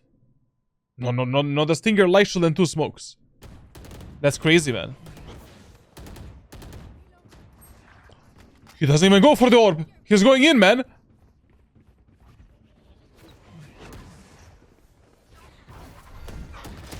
This here, like, this play that he did here is worth doing when you have shotguns. You know, to surprise the enemies, to distract their, like, distract them, like, to be unpredictable and stuff like that. If he did this play with a shorty back your judge, good. You know, because with 1 bullet you can just delete the enemies on this range. But doing this play with a Stinger, any other weapon, like, it's always a gamble. And in this round, it was really an unnecessary, like, what?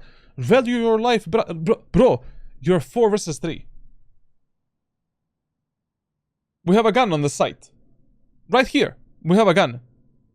You have a amazing smoke from your clove to enter at the backside. Like, your job, 95% of times, when you're executing B set of Pearl, is to clear and clean this area of the map. To simply dash into the elbow, B holes, and from this position, apply the pressure onto the enemies and fight with your teammates.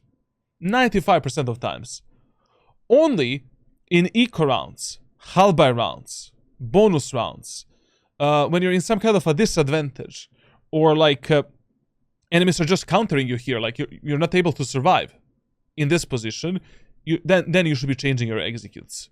You know, like smoke dashing like this towards the elbow, and then taking the elbow control from behind, or maybe getting into the CT, using the updrift, smoke dash onto tower, getting on tower and applying the pressure, or using here, smoke dash, to kill the enemies in the B-link.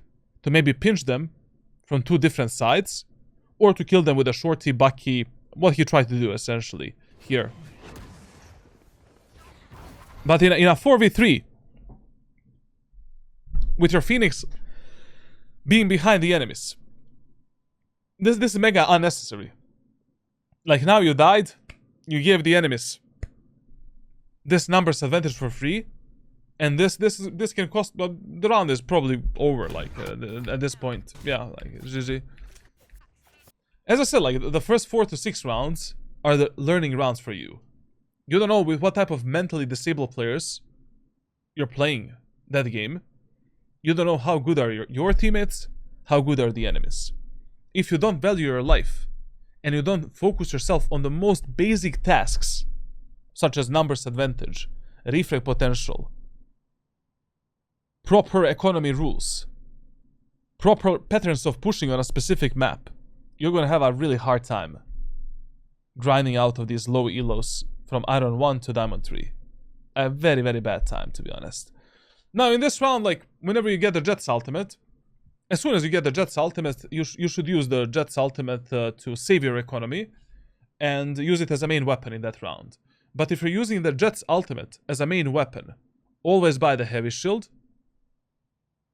And then if you have the money, purchase one smoke and maybe some secondary weapon. Secondary weapon can be anything. Shorty, stinger, bucky, sheriff. Anything that allows you to kill the enemies on that specific map, like if you waste your your ultimate. What is your opinion on higher polling rate? Is it worth it to go for 4K? Literally a fucking gimmick. Like there is a noticeable difference between 1K and 2K polling rate. I can feel it on some mice. But 4K, 8K, like, it eats your CPU so much. Like, so much. Battery time is, like, non-existent. And also, like, I don't feel that much of a difference. The only difference that I felt on 4K and 8K is with OP1 and XM2 from Endgame Gear. Like, these two mice are really good. Really, like, you can feel such a smooth, like, latency is 0, bro. You know? Like, really, really good implementation. Both wired and wireless versions. But other mice, like, it's fucking shit show, man. Like, Razer bugs out in Kovac, Samelabs, in the game. Logitech is absolutely dog shit. WL mouse, like, not to mention, like, this G-Wolves HTX. You use it on 4K. God help you, bro.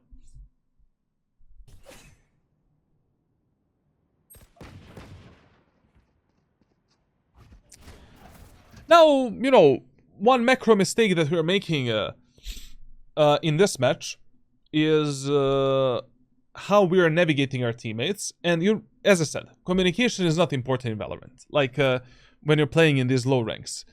But on the attacker side, you should be giving your teammates ideas what to do based on what happens in the previous round. Like, you don't need to micromanage them. You don't need to tell them, hey, Killjoy, give me this nano lineup. Phoenix, do this Molotov lineup. Like, that's impossible. But if you already noticed that enemies are giving you some bomb set for free, that one playstyle work for you, why the fuck are we splitting the map and allowing your teammates to do whatever the fuck they want? Like, yes, your teammates are not always going to listen to you. Most of the times they're not going to listen because Valorant community is mentally disabled. But there are going to be times when they're going to listen. You know, 50%, I would say. And it is worth a gamble. If your teammates listen to you, amazing. We have the highest chances of winning that round. If your teammates don't listen to you, you adapt to them. Now, let's pre-assume that in this round, we told our teammates, like, let's do a 5-man push on A. But 2 of your teammates want to go mid. Sova and Killjoy. What information we gathered from the previous round? There's always one enemy peeking and contesting our teammates from the connector, from the B-link. If that is already the info that you have, you cannot start in the window. You cannot risk your teammates dying in a solo duel here without a refrag potential. This round, I will start right here and be ready to refrag my teammates at any moment of time. Let them peek first. Who cares, you know?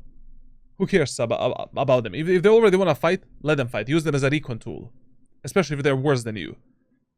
But be inches away from that guy to refrag him and make something out of his life. Or simply make him alive. You know, make him alive.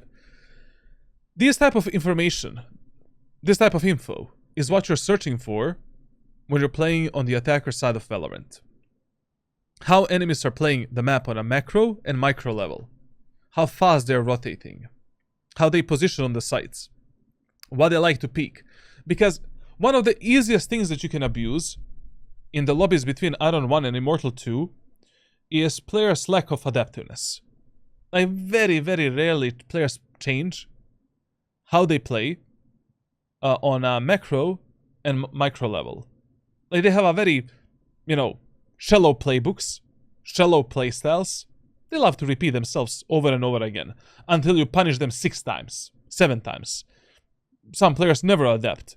You know, I would say 50% of games, players are simply willing to lose 12 rounds in a row without a single change on a defender's side, which is stupid, obviously. So yeah. This right here was a solid play. You know, anyways, it's an eco round. He heard this guy dogging close to him. Okay, sure. We can go for this play. Absolutely. Okay. Nose taken. I'm gonna repeat myself one more time. During these VOD reviews, I never speak about the mechanical skill. I only take the notes because I watched all of these VOD reviews like 2 times. Like 1 time during the stream and 2nd time after the stream. And then I give players like just some aim training, bro. Like and tell them what to work on. And you really don't want to listen to this shit like over and over again. Because it gets really boring really fast. Like, you know, we discussed mechanics in Valorant like in 100 videos and VOD reviews.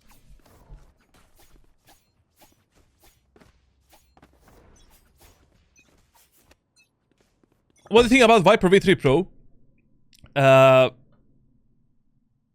Safe mouse. Safe pick. It's not gonna be the best mouse for you, maybe. But it's a very safe shape, safe mouse, like, you know. Worth a try. Now, we are in the 7th round. We know how to play on the attacker side and what we should be doing. And we know what are our mistakes. Now, let's disregard all of that. And just ask you one question. How is there a Phoenix carrying the spike solo on A site on the map? What the fuck? Like, if you have 4 teammates on mid, spike needs to be in mid. Period. Anyways, even if you're playing Jett, a very good habit is to carry the spike with yourself. No matter which agent you play. Like, of course, that doesn't mean that, you know, let's say one of your teammates is always picking up the spike and just doing whatever the fuck they want. Such as this Phoenix. You pick the spike. And when you're ready to go in and take the fight with the enemies, drop the spike to your teammates behind you. Or drop the spike in the main area of the map that is close to you.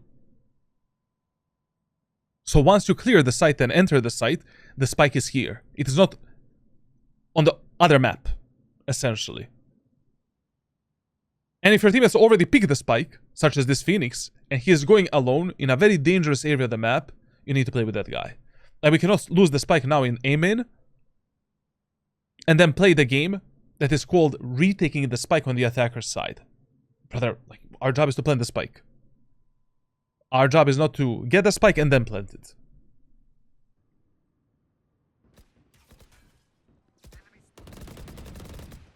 And once again, if you already wanted to start on mid, like, always start in the area of the map. Like, okay, if you already don't have a plan on the attacker's side, like, we don't know what the fuck we're doing, like, we're just randomly, you know, playing left and right. There are two rules that you should apply. Rule number one, play with a spike carrier, or with a group of teammates that have the group of teammates that you think are more useful for you. You know, that are doing something useful at that moment of time. With a spike. And second rule is support the teammates that have the highest chances of dying at that moment of time, or the highest chances of getting the first contact between yours and enemy team. Like, as I said, 6 rounds in a row, enemies were peeking this B-Link area of the map and contesting your teammates in mid. At some point, we should be aware of that fight, and we should be supporting our teammates. I mean, this Sova that is picking that fight 24/7. Like, right now, you should not be playing with a Clove, neither with Killjoy. You should be playing with a Sova. Your most aggressive teammate that has the highest chances of dying. I mean, to be fair, I will be playing with my Phoenix. You know, because Phoenix is carrying the spike alone on A, and basically I cannot afford losing the spike all the way in the A main area of the map, no matter what happens in mid. But if I'm already here, let's kill the Neon, let's kill the Fade, let's make the Sova live a happy life. He can return to his Russian family, you know, to his bear, Boromir, you know, and live a happy life. Like, play with him. And anyways, your Clove and Killjoy are already playing on a reframe potential. They can already support each other. Now, only God knows how that support is gonna look like, you know, like, but at least they are there. Like, they're together. I don't know how this Sova survived it. Like, props to him. I mean, props to enemies that missed, like, so many shots.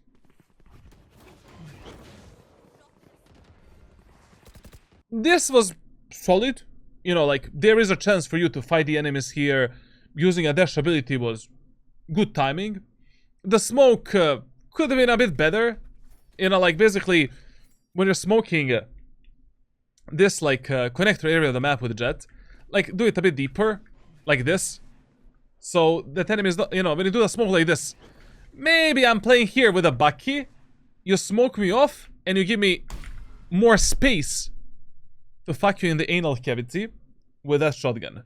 So if you want your anal cavity intact, you know, just do it a bit deeper, like this. Sometimes you can also maybe create some kind of a brief one-way with a curved smoke, so the enemies really cannot play in this area of the map at all. But overall, solid push, solid stuff. This is something you need to stop doing this, bro. If you play like this on other maps and in other matches, you're fucked. And please, for the love of God, change the purple color to red or yellow. Like, purple is the least visible color in Valorant on all of the maps. If you already don't like the yellow, use the red at least. We are 5 versus 4. We know that Harbor is backside. You don't need to dash into his face and fight with him. Chill, relax. Like, what you could have done here is simply chill inside of this bubble. First of all, we are protected by the Harbor's bubble. Thank you, man. Thank you a lot, bro, actually. You know, enemies cannot spam us. Second of all, you have a dash ability inside of the bubble. Wait for the Harbor. Wait to see what he's gonna do. In the worst case scenario, nothing happens. We plant the spike. We go into art, and we play the postman from the art. In the best case scenario, Harbor pushes the smoke, we kill the Harbor, and plant the spike. But now, with this over-aggression, first of all, you put yourself in a position where you're fucked, essentially. You don't know if the Harbor is only here. You don't know how many enemies are here. You don't know where is the harbor, to be honest, as well. Now, if you die, it's 4 versus 4. Enemies also have the Sage ultimate. Sage can revive his teammate in the B-Link. And all of a sudden, from 5 versus 4, we are 4 versus 5. Without you alive to control the outcome of this round. I mean, that was crazy, of course, like full run and gun, but on that range and what you did there, you deserve that. Like, you deserve to lose this round, and you deserve that death. Like, you cannot be like, oh, my teammates are the faulty, oh, it's my mechanical skill, it's my aim. My aim is why I'm a diamond, bro. My mechanical skill. Relax, you know. Just slow down a bit. I'm gonna share with you, after we complete this VOD review tomorrow, like, I'm gonna share with you, like, you know, everything. Like the plan, program, like aim training routine, how to become more disciplined. Like, there's training and fix for everything. But these things are very easy to, like, they're more mental things than anything else. You make a numbers advantage, chill, relax. Like, you just get yourself in a state where you're more of a pacifist. Like, you want to win the rounds without taking kills. Just winning based on... Same as you play the chess, essentially. Like just trade the pieces. Try to win the rounds in the easiest way possible. Because trust me, like, you will have to carry an enormous amount of games in Valorant. You will have to sweat out a lot. But if you already have the teammates that are able to make a numbers advantage, that's it. Like, every round we made a numbers advantage. Every fucking round. For 7 rounds in a row. And we just threw it. For no reason. And those type of games are games that God gave you from heaven. And you should be like, closing it out.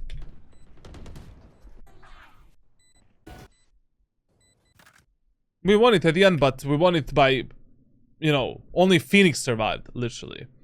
Now in this round, enemies have 5 ultimates. 5 really strong ultimates. So, no... they really don't have the ult that they can use to stop our push and execute. I mean, they do have it, but they're probably not going to use it. The only thing that we should be aware of in this round is that we cannot play postplan passively. Against the Sky, Harbor, Neon ultimate, like, we cannot really get stuck on the site. Especially Harbor and Sky ultimate. Like, we need to spread a bit more on the map, and if you end up in the postplan. And once again, we have the Phoenix ultimate, Sova ultimate, and Killjoy ultimate on the attacker side. Brother, this is a 5-man push on A site. Like, the only thing I see here is a 5-man push on A.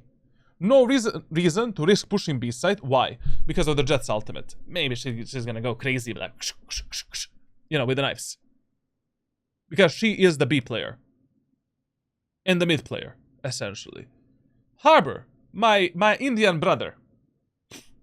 The dude was playing backside 24/7. In the worst case scenario, he's gonna use his ultimate like this when we are pushing in, and we will have to, like, you know, dodge it a bit with the smokes and utility. But the guy was so terrible on the defender side. Too passive. Utility user 0. It's fucking Harbor, bro. Like the worst agent in the game in ranked solo queue. Like, when you're deciding what to push and where to go in Valorant, you don't only observe which map you're playing and what is the enemy's pattern of positioning and what type of ultimate abilities you have. Another thing that you also observe is who is playing a specific area of the map, specific site, and how good is that player. This match, Harbor is like non-existent. Terrible player. And he's playing a terrible agent to defend the A set of Pearl.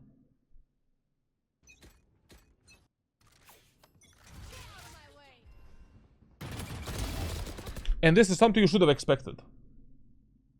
Brother, like it is impossible that we played like, you know, 8 rounds and that we still don't expect enemies aggressing us in mid. And what the Jett did there, that was absolutely retarded. I'm not gonna speak about it. Obviously, like, she should have asked for the flash or smoke, something. You cannot just swing the B-link carry of the map like that. Your position here is terrible because of this. I really paused at the right time. Like, whenever you're taking a 1v1 fight against some enemy, you always ask yourself, who am I fighting? What can that player do to make my life miserable?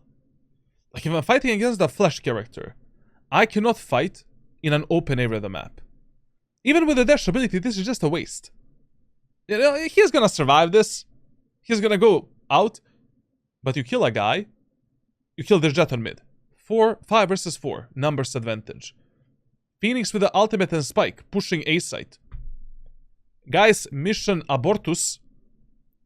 Let's regroup A main, let's push A site. Done. Actually, mission completed, actually, you know. If you're fighting against the breach, you don't want to fight in tight corridors. You always want to be able to dodge that stupid stun.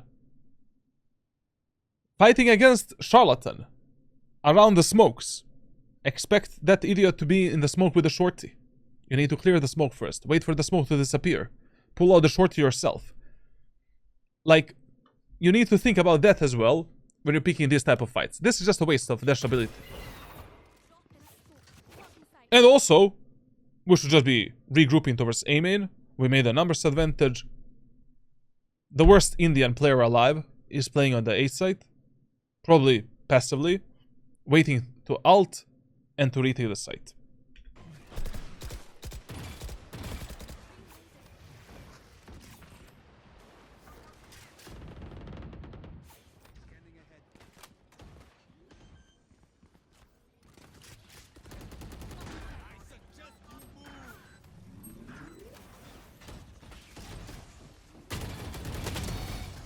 Yeah.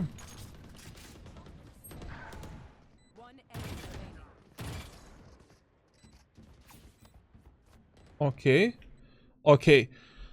I mean, when it comes to your mechanics, like, your micro corrections are, like, very interesting, and you definitely, like, where you struggle the most is when you kind of need to move and shoot, you know, like, basically when you need to strafe left and right and track the target and keep your crosshair precise.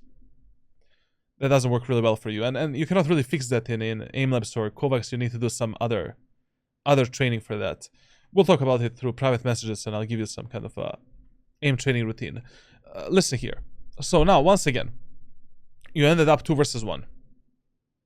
We're once again in numbers advantage. What is the best idea to be done right now? It's a quiz that lasts 3 seconds. 3, 2, 1. We go through the A main area of the map to reconnect with your Sova. And simply yell at your Sova, Sova brother, survive. Sova brother, survive. Sova don't fucking peek! Your Sova doesn't peek because you yell at him, he has the ultimate, and we win this round. Imagine. The worst thing you can do right now, both you and Sova, is taking 1 versus 1 fight against enemy Sova. Another thing that, you know, which is a very good tactic in ranked solo queue, when your teammates, most of the times, are gonna pretend that they're deaf, or they're maybe really deaf. When you give them the info in their normal voice only once, a lot of times they kinda it flies through one ear through another, essentially. And you need to be more annoying. You know, like, Sova don't peek, go backside, please. Sova don't peek, go backside, please. Like, if you speak in this type of a tone and this type of voice, chances that your teammates listen to you are much higher than if you speak in a happy voice or you're yelling at them, which I suggested you first, which don't do that. Like, that's the worst thing you can do. So here, like, I would just be running in A main and being like, Sova don't fight, please go back. Sova don't fight, please go back. Sova don't fight, please go back. Sova don't fight, please go back. And that's it.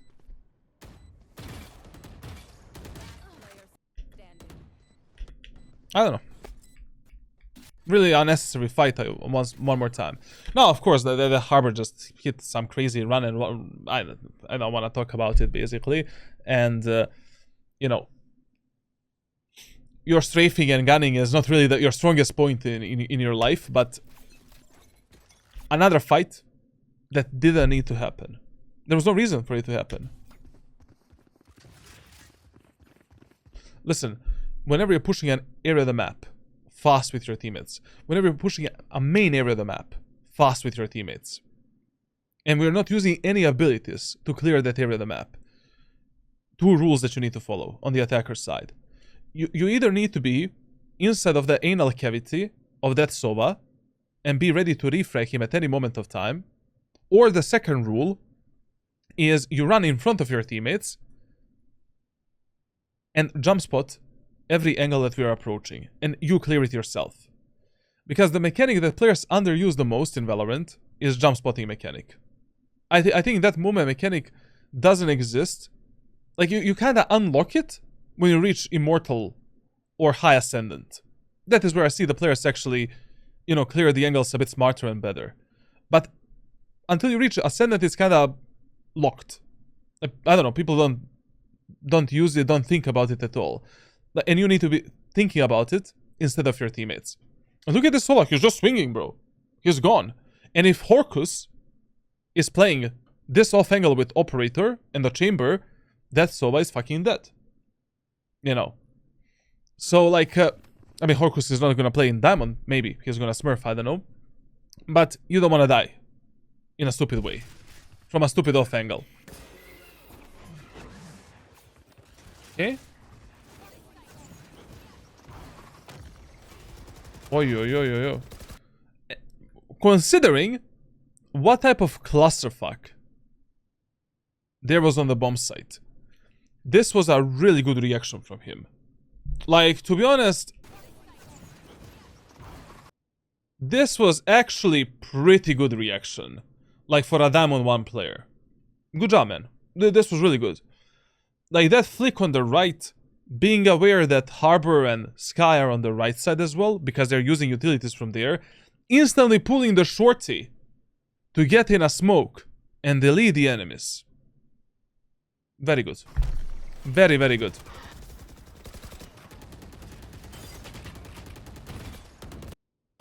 Isn't... Okay. Okay, I'm just tripping, I guess.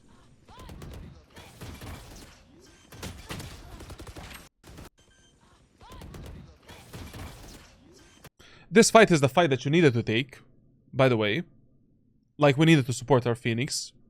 Our teammates that were going back in the B main made a mistake. Like, we cannot just leave the Phoenix and Jett on the site to plant the spike alone. This is the fight that you basically need to take in Valorant. And you need to take that kill.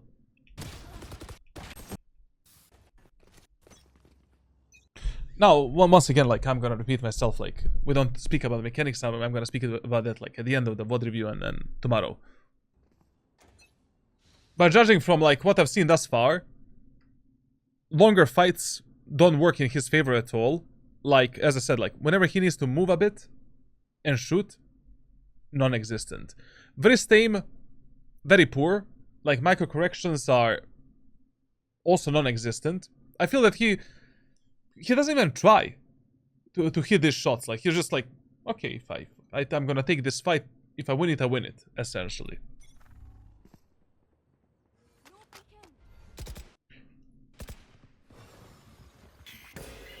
This play that he's doing right now is actually solid. You know, this is something that can actually work. The only problem here is that I would not be jiggle picking this angle with Stinger. I will be jump spotting this angle, essentially. And anyways, like, you know, when you already notice on Pearl that enemies like to peek this angle here, 24/7, you can simply ask for one of your teammates to flash that for you. You know, like, or you can ask for someone to smoke the connector for you. Like, basically with Jett, what you can do, buy the back key, curve the smoke, delete the guy, for an example. Or use the first smoke to cover this angle, Second smoke here. Delete the guy. This is actually a really good idea in this eco round for them, because the easiest kills that they can get in these eco rounds are in mid. Because enemies are so repetitive here, so easy to kill, and that's very good. But we need a smoke for the connector, or for the bottom of the connector. Essentially, in eco round, if you're pushing through the B-link, this needs to be smoked. Essentially right here. We need to have only these fights where we can actually kill the enemies with a stinger. Or Baki, Judge, I don't know, like classic pistol, whatever. But one more time. If your teammate, like, if your Phoenix has the ultimate, do a 5-minute push even in those eco rounds. And second thing is, like, if you have a guy that likes to do what Phoenix is doing, just like carrying the spike to Jesus Christ, pick the spike with yourself. At the end of the day, right now it is better if the spike is inside of the spawn, right here, or here, or here, or here, then, like, this is, I don't know, man, like, if the Phoenix loses the spike, like, the round is already, it's not over, but it is like 10 times harder. This Phoenix deserves a lot of things. I mean, theoretically speaking, when you're playing in these low elo lobbies, and you have a teammate such as Phoenix, you should love that type of teammate. That is the teammate that you want to have. Teammate that is fearless, teammate that is stupid, and teammate that loves to fight. Stupid, fearless, loves to fight. You have a caveman, essentially. And those type of teammates are the easiest to be used to open the sights, to fight the enemies, and to take the space control. Like, I love those type of teammates, like, when I have them in my games. Because then that means that when I'm playing Jett, most of the times I don't need to use my dash ability to take the space and to enter the site. I can actually take the fights and open the site with a kill. And abuse the shit out of this teammate. Here's my recon drone, essentially. He takes the fight first. You know? And then we can refrag him and play with him. You don't want them on Radiant. I mean, I'm speaking about, like, you know, Iron 1 to Immortal 2, like, from Iron 1 to Immortal 2, like, you want to have a teammate such as Phoenix, trust me. You're doing VODs for console, I don't do that because I have a plan to do unranked to Radiant on console, but the game is not that popular on console. Am I tripping? I mean, I don't know, what is the player base on console? Is there enough players? Like, is that popular in Valorant? And one more thing, like, another thing that you need to be more aware of is of these timings that your teammates have. Like, this Phoenix in this match had 4 very good lurks and flanks. When you have teammates that are behind enemies, your only job, and when enemies are unaware of your teammates, your only job is to bait for that teammate. Distract the enemies. Don't commit to the fights. That teammate is the playmaker. You're garbage, essentially. That should stay alive, and that should bait for that ally. Like here, I will not take this fight with the enemy Jett for the sake of taking a kill. I will take this fight to bait for my Phoenix. As soon as you survived this initial duel, you should have smoked yourself off. Essentially, smoke down here, drop down, reload the stinger, and bait for your Phoenix in a safe way. You know, simply like jump spot for the Phoenix, play around the angles, you know, jiggle pick that Jett, and stay alive. If you just stay alive, the round is already over. Phoenix kills the Jett, we take the gun, A-site is free? I don't know how nobody's playing A-site. I mean, one of the worst things you can do on a defender side of any map in Valorant is what the enemies are doing. They're completely selling this and this control for free. Selling, like, starting on the A-site, all the way here is impossible. Because if I'm playing B, I have information that enemies are A when they start executing this guy. So we should be abusing that a bit more. We should have been abusing that a lot more during this match. And as I said, like, your job was just to survive for like 1 second more, essentially. I don't know, like you definitely see like a lot of the blood in your eyes. And I have on my Discord server, like, I cannot show you right now. On my Discord server, I have like a forum that is called As the Coach. You can access this forum if you're like a Discord sub, Twitch sub, YouTube sub, TikTok sub, any sub, essentially. And inside of that forum, I have a thread, a whole document, where I explain how to become more disciplined in the game. Like, you are lacking that discipline. Discipline to just recognize better win conditions. And just read that. I mean, I'm gonna share it with you, like, through private messages. Anyways, it doesn't matter.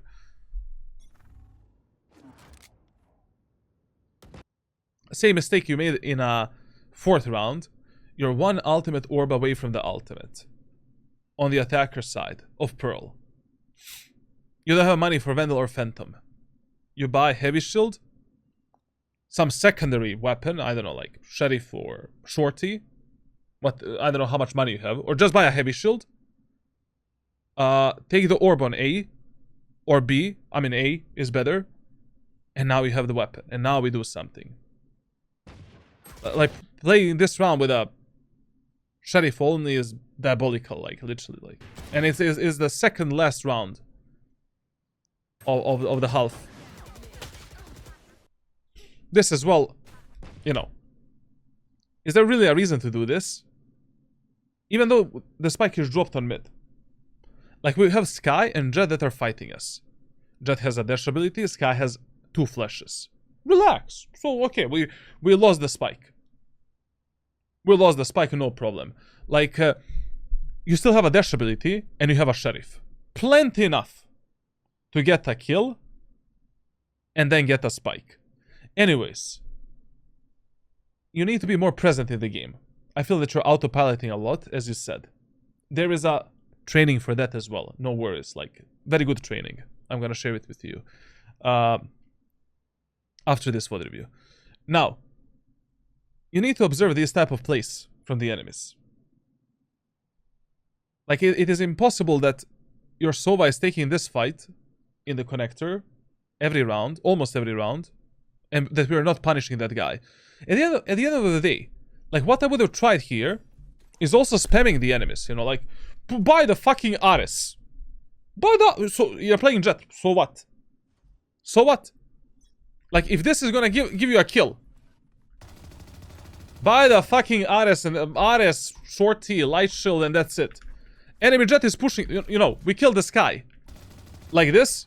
Enemy Jett is pushing that, no problem. Do the smoke, dash towards the Jett, pull out the Shorty, delete that Jett. That is why in Valorant you want to master every weapon and, you know, realize when to use it. Because every weapon is useful for something. Today I played that stupid match on Lotus. With the top 20 players in Europe. 4 players just using Odin 24/7. Like, it's the map problem, it's the Valorant problem that you should be abusing. That's why you cannot only play like Vandal, Sheriff, Ghost for the rest of your life. You should learn when to buy all of these weapons and how to abuse them. Also, there is still the bug here, but I forgot about this lineup that you can use to kill the enemy. Oh, there it is. Look at this. Buy the Ares or Guardian, Odin, I don't know, like any high-pen weapon. Sova, Jiggle picks this. Amazing. Look at the minimap. Aha. So, Skye is here. Take a kill. Destroy the Skye. I just don't know exactly this lineup. You can figure it out, like, in a custom server. Like, I think it goes above these leaves right here, like through this wall. And that's another solution for an example. You don't even see that enemy, you take a kill.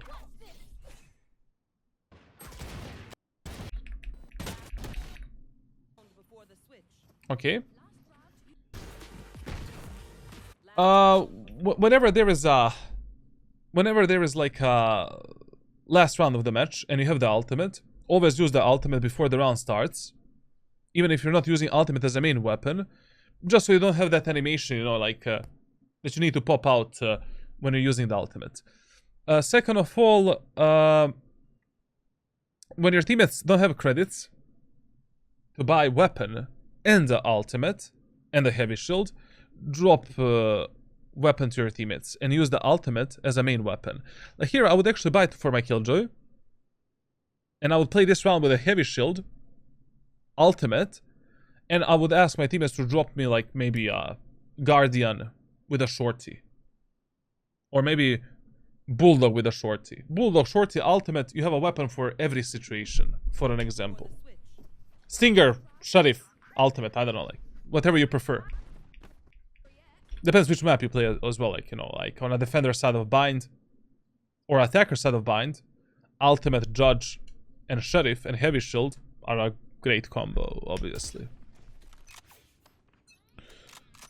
Okay, so overall, on a macro level, you don't really understand how to play the map. Second problem is, like, you're not really reading the game at all. You know, you're not reading how the enemies are positioned, how your what your teammates are doing, where the first contact is being made. Third problem is you don't really understand well win conditions. That's the problem of game knowledge. Like, you sold the numbers advantage so many times for no reason, for an example. And, you know, just look at this round. You starting in mid is absolutely fine. Absolutely valid. In this round, we can maybe lurk through mid and surprise enemies and kill them because enemies are just playing passively on A side. Another thing that we can do on mid, we can finally kill this guy that is peeking the doors. But we still have a Sova ultimate, Killjoy ultimate, Phoenix ultimate. We can take A side for free and play the free post plant. Both of these options are fine. But what he's gonna do, he's just gonna run here, die alone, for no reason.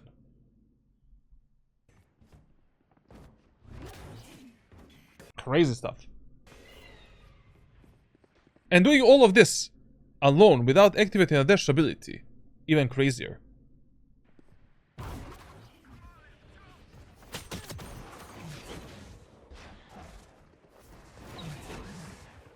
And just look at this. His teammates are on the A site. Site is fully cleared. No one is there. We can just plant the spike default with the Phoenix ultimate and play the post with the Killjoy assault, Killjoy nanoswarms, Sova ultimate, Sova darts, name it.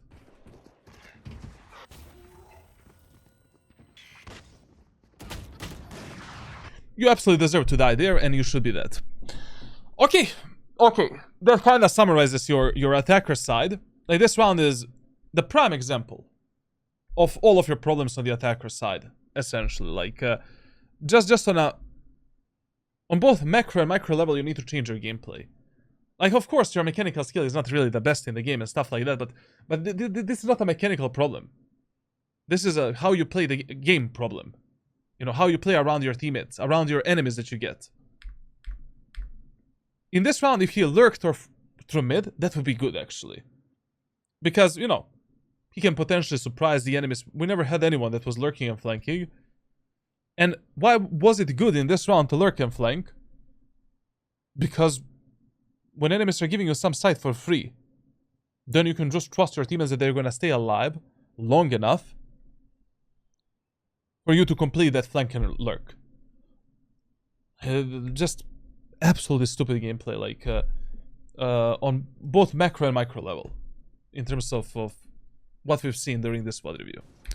And now his teammates, you know, are end up in a 4v5. You pray to God they're gonna win that round, and that's it. Okay, I mean, that would be the attacker side of this VOD. Okay, now we are at the defender side of Pearl. And our elder friend is playing Jett. So, on defense of Pearl, first of all, Pearl is a fast rotation map in ranked environment, in ranked solo queue. Basically, in the first few rounds, you should be rotating on the first contact between your team and the enemy team. Essentially, fuck anchoring the bomb sites. You don't give a shit about A site and B site.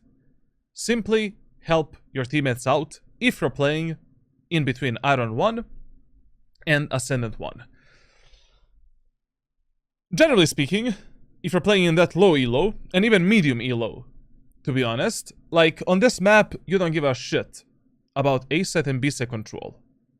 Like, you always prioritize team play over the map control and making sure that you're supporting whatever the fuck your teammates are doing at that moment of time. Making sure that you're playing a proper refrag game with them, that you're close enough to help them out, and on this map you really need to read the mind of your teammates 2 steps ahead. Like, basically, already based on your teammates' positioning, you know, where they're looking at, what they're doing, you need to make a pre-assumption what's gonna happen. Also, on this map, one of the worst things you can do is selling the main control for free. Like, basically, if you have someone playing the B set of Pearl, that's somebody needs to gather the information how much space enemies have taken here. Like, we need to know how close are the enemies in the B main, and you cannot have a teammate that is starting on B tower, letting the enemies take all of this space for free. Now, same goes for the A site. One of the worst things that you can do is what Enemy Harbor did on a defender side.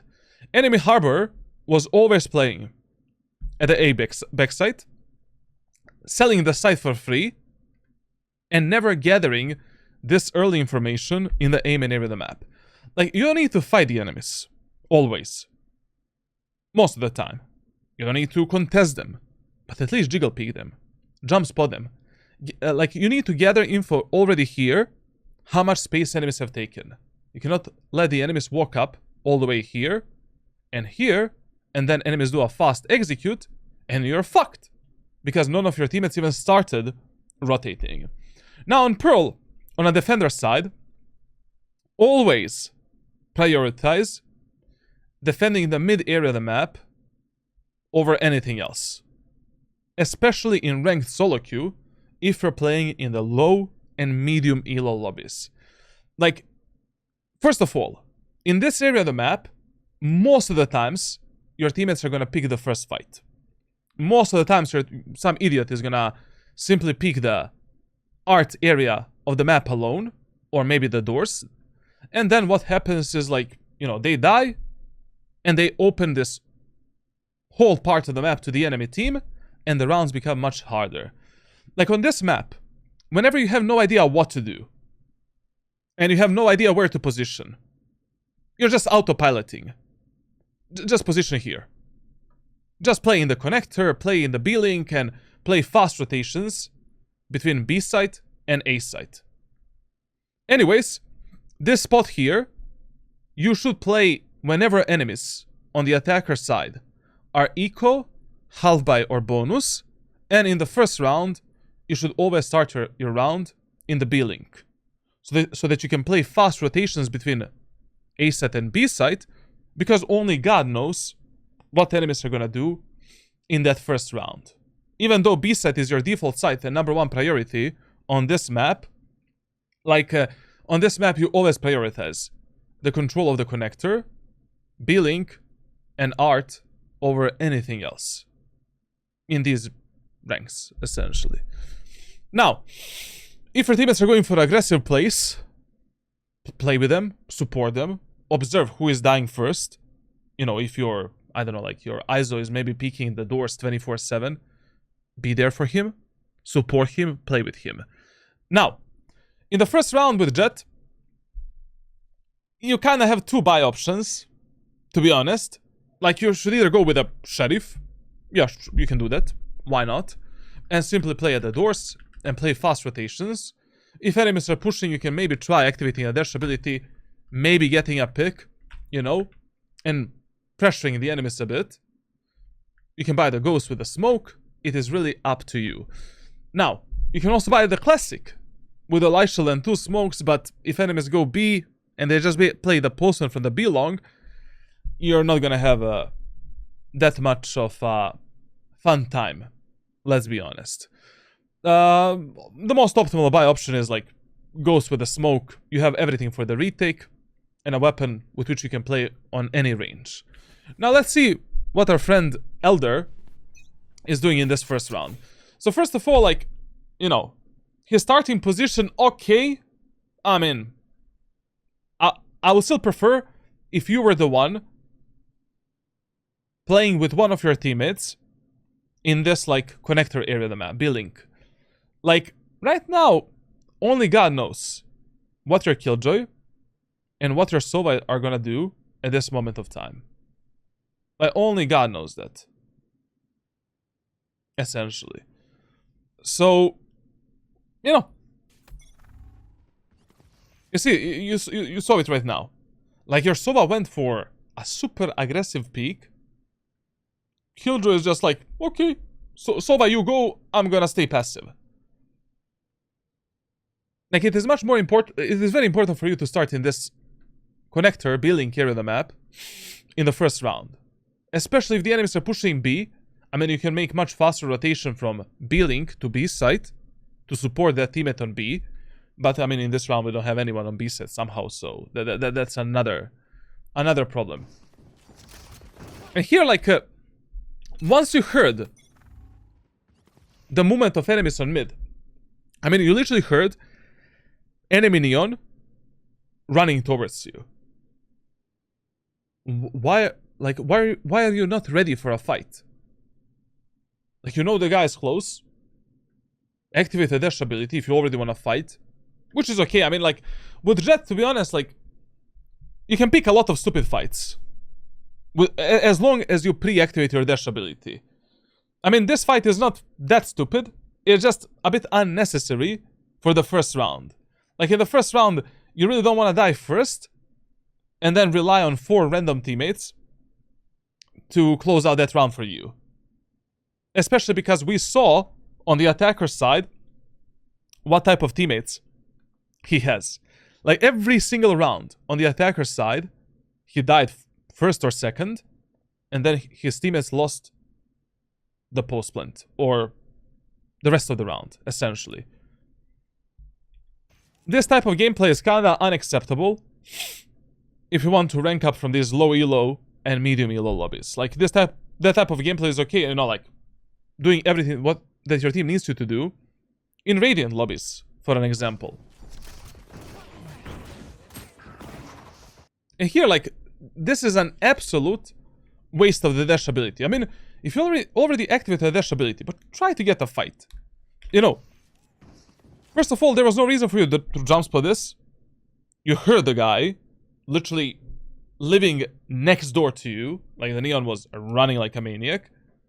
Like, you should have just prepared yourself for a fight.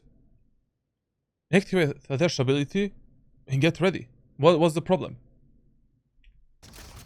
Like, we wasted a smoke and dash ability for nothing.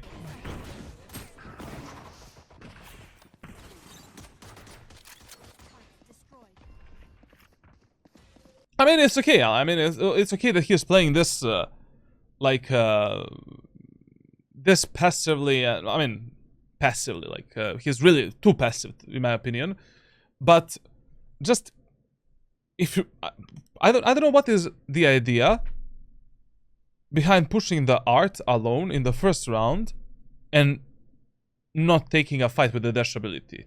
I don't know what he wanted to do. Like, just jump spot the art to get information. I mean, enemies already made footsteps. Like, I don't know. Like, just overall, we could have played this much better. We could have gotten a kill, essentially.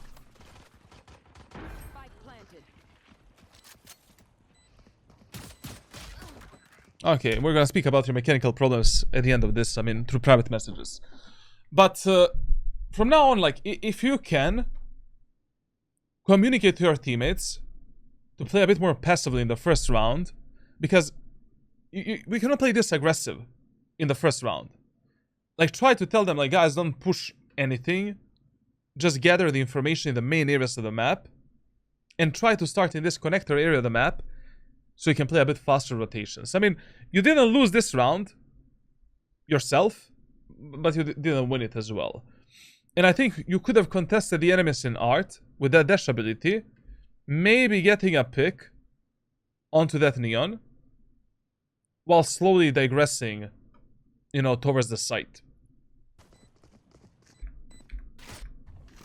And anyways, like, generally speaking, on Pearl, whenever you sell the art to the enemy team, and you already have one teammate in connector and one teammate on A site, so you're playing in art right here with one more ally.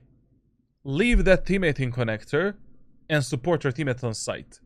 Like, basically, if you don't have the aim and control, or you know that some enemies are right here, and enemies are also pushing through art, it is almost impossible to contest the enemies here successfully and to stop their push. I mean, Neon can just use a fast lane. She's on site. Astra can pull you or smoke you off. Enemies are on site. And you leave this teammate alone to God. I mean, you are praying to God that teammate is gonna survive and take the kills on A site. Like, it is much better idea, especially if you already have one ally, one teammate that is in this area of the map. Whenever you have teammate alone on A site, when enemies are going through art and aim in, instantly rotate towards that teammate and support him. Because this support is not good enough, not efficient enough, essentially. Like, it's really, unless you want to pop through the smoke, maybe with the shotguns, and try to get a few picks in that specific way. Now, on Pearl, if you win the first round, in the second round, once again, you play in the connector. You can... probably the best buy option in a second round on Pearl is Bulldog with a heavy shield. Because, you know, on this map we have a lot of long range and a lot of medium range fights. But maybe a bit better option with Jett is buying a Stinger with a heavy shield. The reason for that is, like, you're investing less credits. And if you save that Stinger for the third round, in the fourth round, you can buy Glass Cannon Operator or Operator with Light Shield, for an example. If you don't get any kills in those rounds. I would not stay with a pistol. There's no fucking way. In Diamond Elo, winning the first round and in the second round staying with a pistol, like, it's just stupid. Like, you don't know how the round is gonna go. You can buy Outlaw with a Light Shield, Heavy Shield. You know, Outlaw is always good in these antique rounds and bonus rounds. And if you lose the first round, second round, you should always play with a Classic and Shorty at the backside. Like with Jett, the easiest kills that you can get in low elo and medium elo lobbies in these eco rounds are the kills with the Shorty. And you should be abusing that weapon as much as possible. Just, you know, whenever enemies win the first round, get a Shorty, drop it here, get a Classic pistol. Jump spot for the enemies with a Classic pistol, try to bait them a bit and try to destroy as much utility as possible from them. Dog, reveals, that type of shit. When enemies are close, pick up the Shorty and with the dash ability, try to destroy at least one enemy. Switch to the Classic pistol, you can do it with the smoke, and try to get more kills. In these rounds, you should be playing a bit more like a kamikaze and trying to trade yourself for as many kills as possible. If enemies are pushing A side, they end up on A, no problem. You still have a Shorty with a smoke. You can dash into the enemy's face, trade yourself for any kills, apply the pressure onto the enemies, and potentially open, you know, a specific area on the map for your team. Now, let's see what he's gonna do. Stay safe. This is okay, just in ranked solo queue, like, players really have a mentality where if they win the first round on Pearl on the attacker side, most of the times in the second round, they're going to push you onto the B side. Most of the times. Even if that doesn't happen, it's a very good gamble. You see here, like, I would say like 70 or 80% of times, enemies are gonna contest you on B side when they win the first round. It's just like some of the common rules that players follow, you know, like basically they're very confident. They have Vandals, Phantoms, Bulldogs, Guardians, Outlaws. A lot of long-range gunfights. But trust me, in this elo, they're never gonna expect you in the elbow with a shorty. They're never gonna expect you that you're baiting them with a classic pistol. And then you pull out a shorty, take an easy kill, and maybe we can win that round. And always remember, in the first 4 rounds, if you're playing in the lobbies below Immortal 3, 400 rank rating, 450, you don't give a fuck how your teammates are positioning on a defender's side. Like, you always position in a way in which you think you can counter the enemies the best, and where you think the enemies will go next. Like, especially if you're playing in this low elo, medium elo. Like, if you're losing the rounds because your teammates are bad, you're not learning at all. If you're just playing one position 24/7, you're not even trying to read the enemies and read the game. Like, you cannot blame your teammates. Like, in this elo, only God knows who you're playing with and against. You know? In Radiant, I can trust, you know, my teammates somewhat, you know, like, they play this game 24/7 and there's a lot of pro players and shit like that. But in a Diamond lobby, God help you.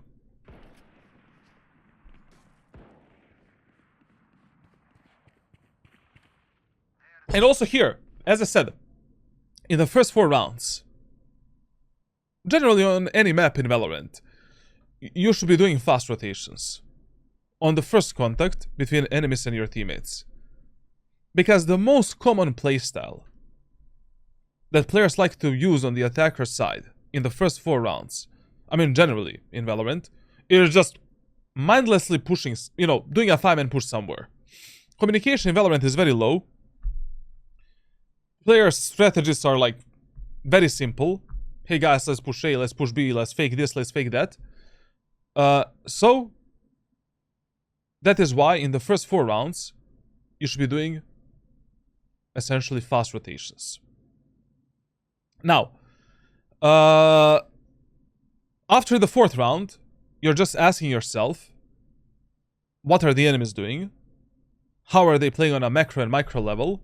And what I can do to counter them. I was watching the playbook at 1.5x speed, and now you legit sound drunk as fuck to me, lol. No, I'm mega tired, man. Like, my voice is dying, bro, from today. Spike planted.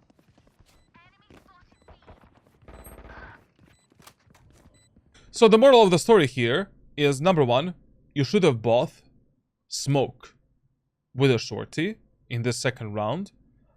Number 2, we should have played on the B side. Number 3, we should have done much faster rotation. Like, already you should have been on site, fighting the enemy somewhere. So yeah. That's why we have these common rules that we follow on every single map in Valorant. Like, in my ranked playbook on Discord, I explained so many rules, so many tips, so many tricks, so many strategies that will guarantee you winning at least 20% more rounds and matches than what's happening for you right now. Because players don't have any game plans in Valorant. Like, they just get in a Valorant, they autopilot, you know. Everything that they do is just they play Counter-Strike, essentially. Like, you know, they pick a weapon, they expect to kill everyone, you know, every fucking round, but that's not Valorant, unfortunately. Player standing.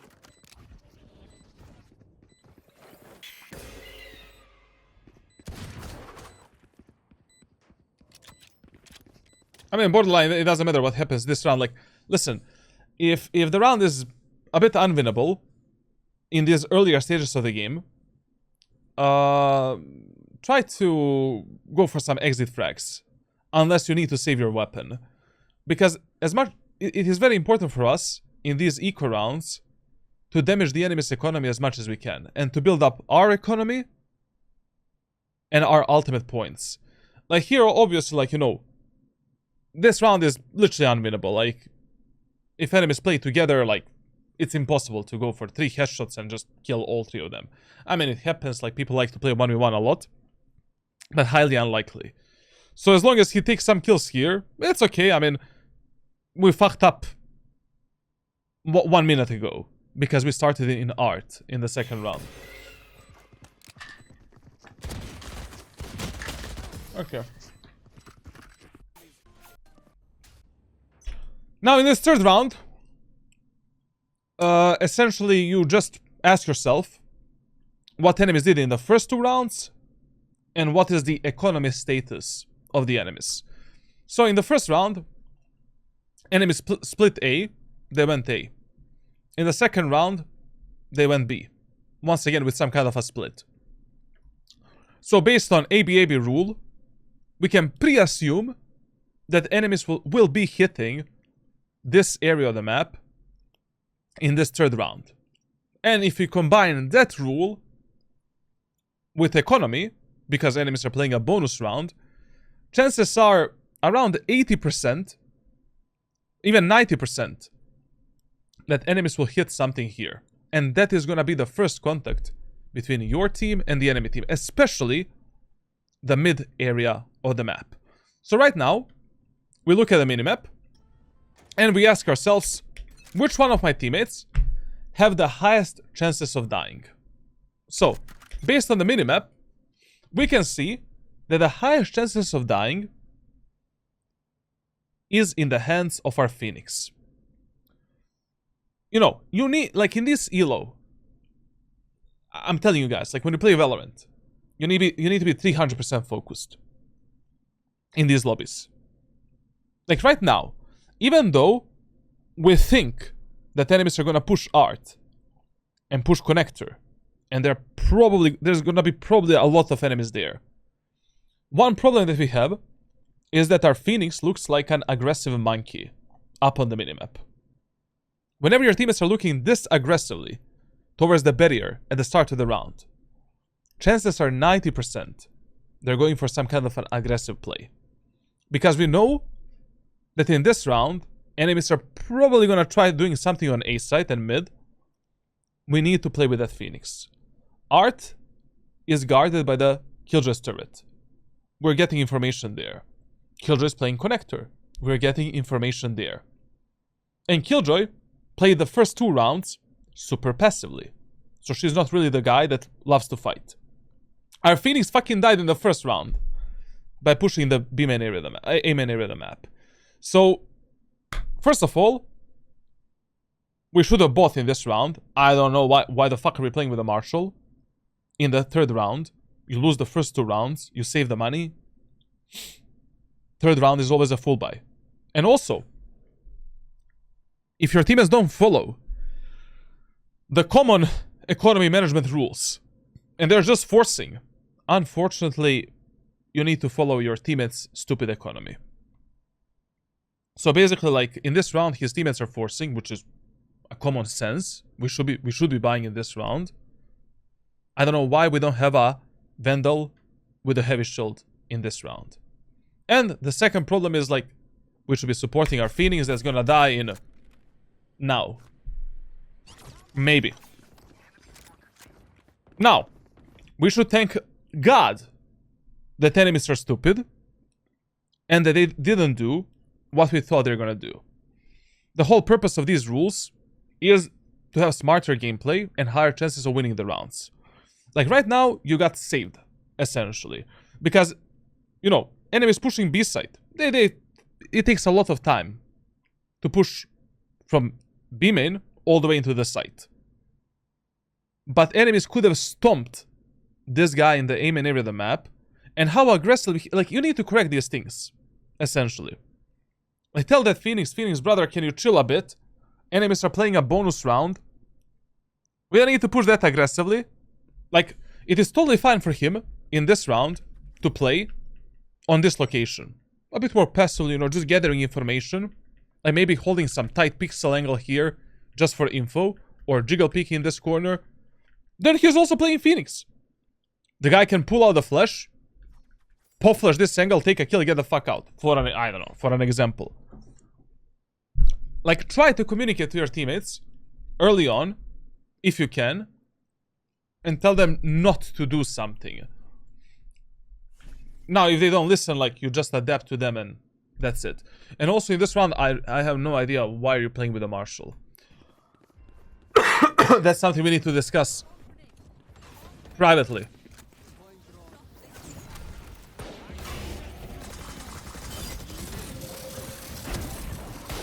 To be honest, what you did right now is totally fair play, considering that you only have a Marshall and a Shorty. Like, maybe this is the only kill you're, or a chance to get a kill for you in this round. But it's okay, I mean, enemies are close, there's a lot of clusterfuck happening. Harbor did the ultimate. Enemies are definitely not gonna expect us getting into their face with a Shorty. Plus, there was a lot of smokes. Okay, I mean, I love this. Just, it's a bit of an unnecessary, you know, a bit of a heavy risk for the third round. Because right now, if you die, you're leaving this round in the hands of Phoenix, Sova, Killjoy, and Clove. And all four of them, like, I mean, what they showed us on attacker side is gonna be interesting. Also here, like, after you kill that enemy Sage, I don't know why you didn't reload the Shorty. I mean, like, you are in the smoke, very close to the enemies. We cannot really fight them with a Marshall. I mean, we can try to go for some crazy one-taps, but we don't need to rely on luck. Anyways, there's a lot of clusterfuck happening. We have a smoke as a cover. You have one smoke as a cover as well. You should have reloaded the Shorty here. And if more enemies are close to you, you can maybe trade yourself for 2 kills, 3 kills.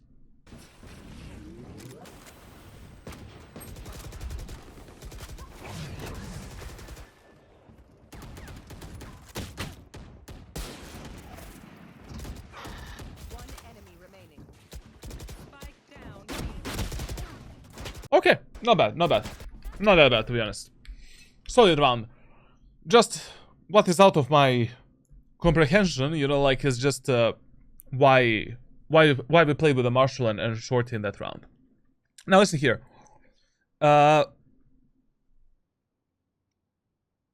Actually, I'm just gonna send you the videos, my private coaching videos to improve your gunplay with certain weapons. Like, fuck this shit. Now in this round, playing on B side, I mean, it's okay.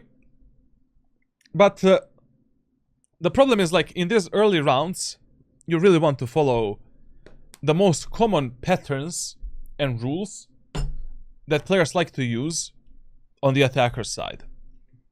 Like, usually,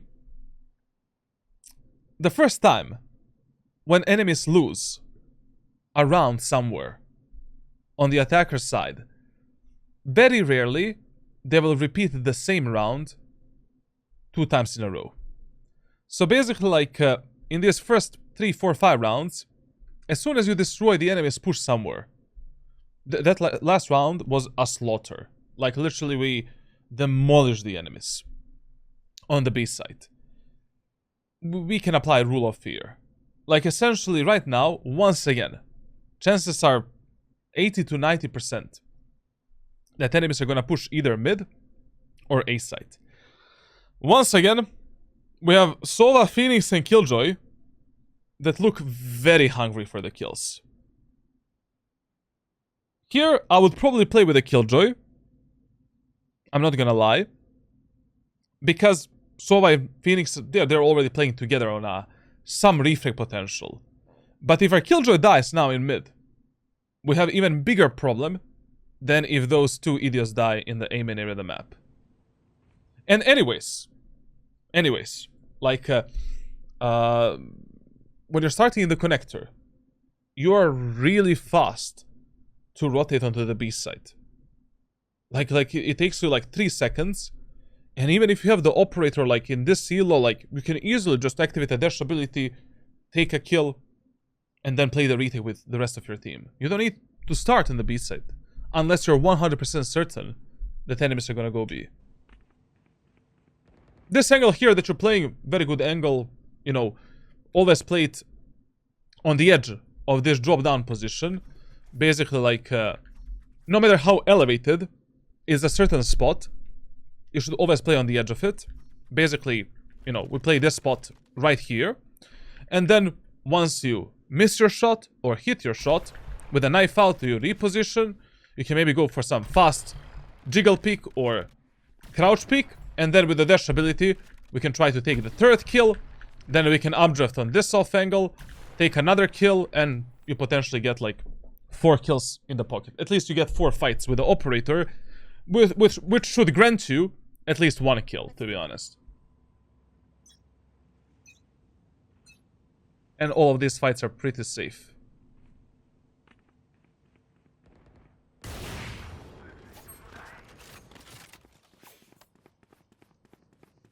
Yeah, there's gonna be a long ass rotation. Listen, like basically, as I said, try to, at least in these first 4 to 5 rounds, like rotate a bit faster. Like basically, just pre-assume that enemies are gonna play together as 5, and they're gonna repeat that same playstyle over and over again. Like, and enemies, like, what did you notice in the first 3 rounds? 4 enemies are always playing together, and they're simply committing to the executes. And there is always one enemy that plays alone. And that one enemy is Neon in mid. So based on that info, we can easily pre-assume that Neon is somewhere here, and that there's still 2 more enemies in the A main. Fuck it, rotate in A main, make sure that Phoenix is well and alive, you know? And then we can play 4 versus retake without any problems on Pearl. But if the Phoenix dies right now, in some 1v1 fight, you know, we just lost the numbers advantage and that's it. Spike down A.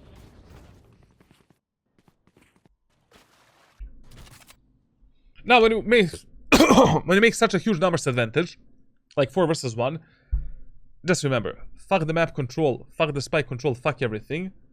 Just make sure that all of you guys can play a proper refrag game. Like you could have seen, like in the last 7 days on my streams, like how many rounds we lost because of this shit. Like people just like to pick alone, they like to fight alone, no one plays on the refrag potential, and we just let the enemies clutch 1 versus 4. So don't be like Radiance, be a normal human being, like, essentially.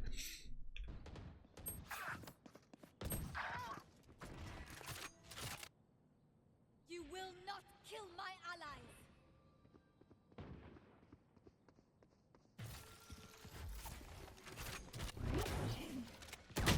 This was not worth it, man. Like, basically, you know, enemies are way too close for you to do this play, bro. Like, this was not worth it at all. Like, it was okay that you were holding this angle here to get a kill. Like, I would have done the same, absolutely. Like, after 2 of my teammates died in the A main. But using the updraft there when enemies are so close and you have 0 support and enemies can easily hear you and readjust their crosshairs. Like, one thing that you can try in these scenarios, like because it works in low elo and medium elo, like what you can try is faking that you went up there. Basically, you know, like doing this and then this, like covering your footsteps with a gunshot, and then like you can try peeking that sage from the lower ground and taking a kill.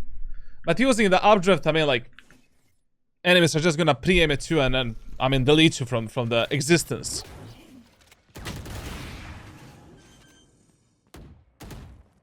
Now, after, like, after enemies, you know, expose you, now you're not the playmaker anymore.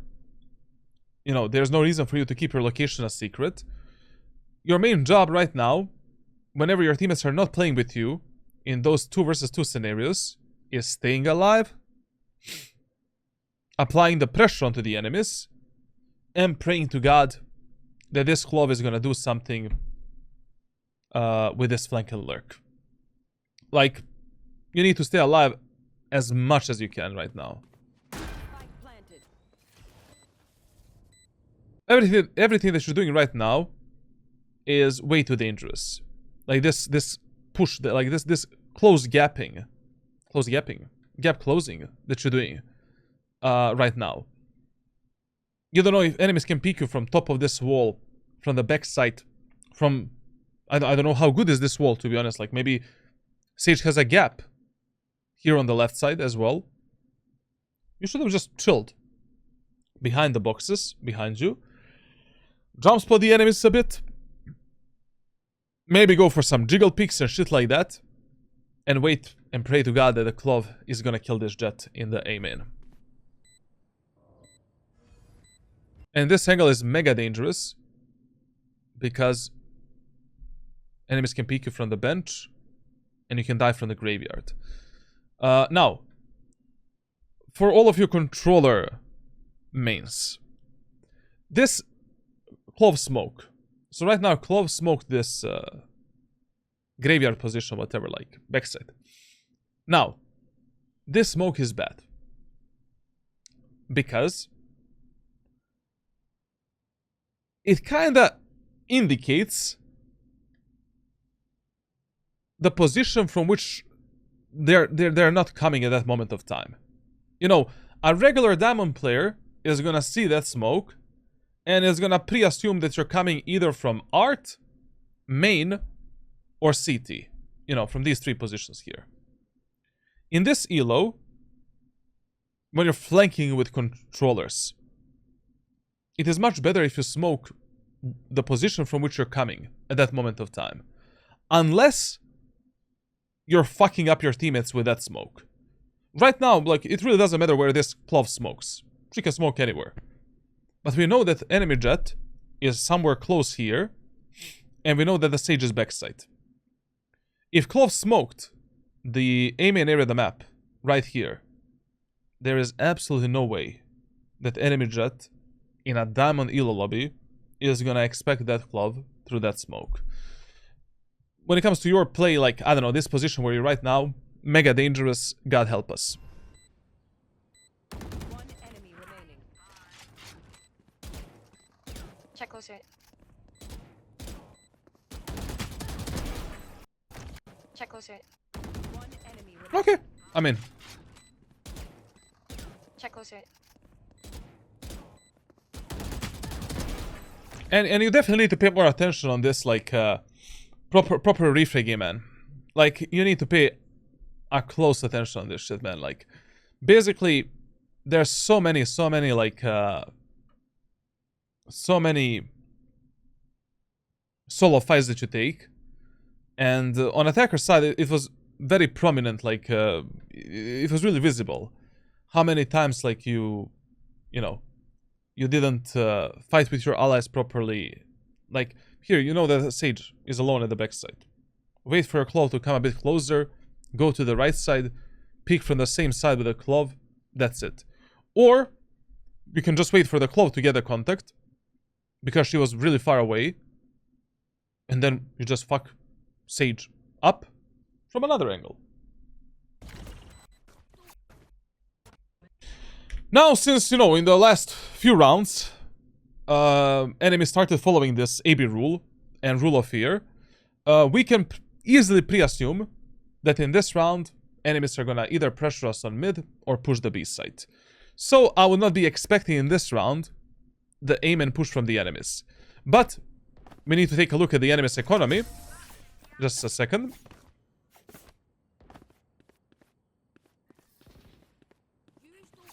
Fuck. Moment. Okay. Yeah, it's totally fine. Like, it's totally fine that in this round he's playing B side. Chances are really high that they're gonna go B. Let's see how this goes.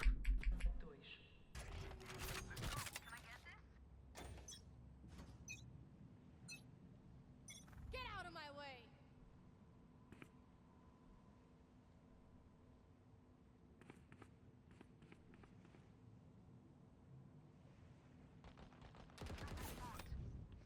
Beeling.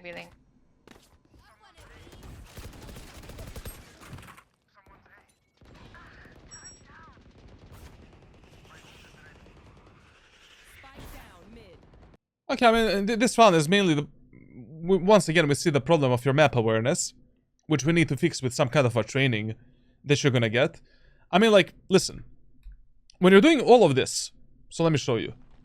So here, you're rotating with the knife out. Beeling.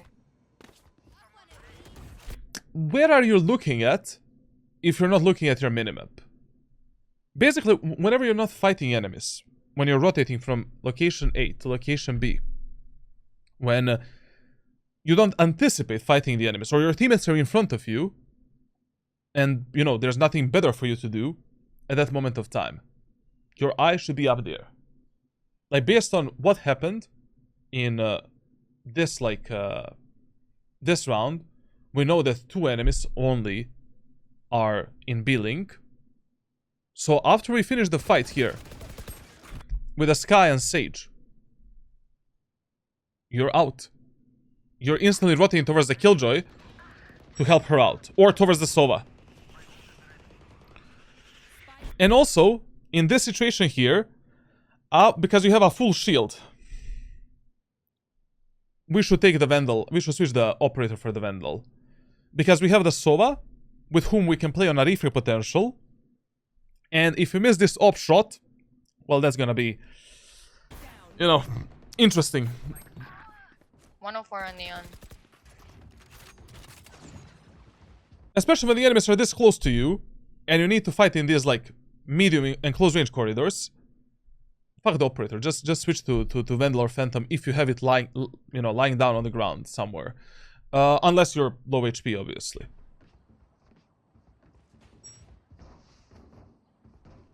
And always carry the shorty as your primary secondary weapon, like on every single map. Okay, we know they're going B. You should be rotating right now to catch them, you know, to catch their rotation.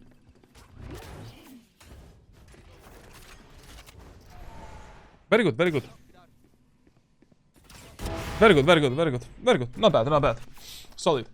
But listen, like, whenever you make a numbers advantage on a defender side, always position yourself based on what your teammates are doing. Like, if you're already 3 versus 2, there are 2 things that you prioritize: refrag potential and safety.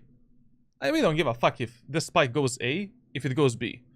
As long all 3 of us are alive, especially with the Sova's ultimate up there, we have the absolutely highest chances of winning this specific round. Right now, Sova is playing 1 versus 2 fight. You are playing 1 versus 2 fight.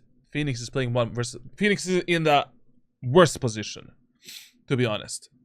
Like right now, if we push with our Sova and we take this B-main area of the map right here, we can isolate the angles in the way where we can always play a refrag game and where we can always support each other's out.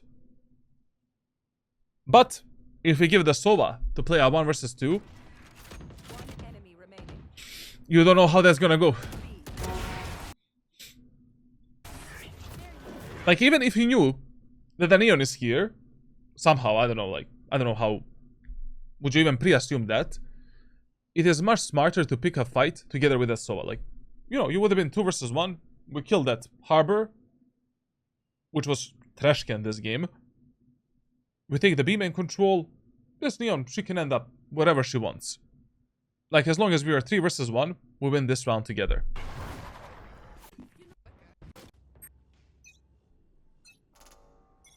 Now, In this round, enemies are eco, right?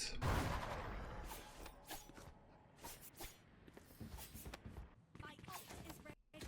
You know, I could just outlive them. Nah, bullets are quicker. Are we gonna press tab anywhere? No. Placing sentry. Imagine if you had a replay system, huh? That would be fun.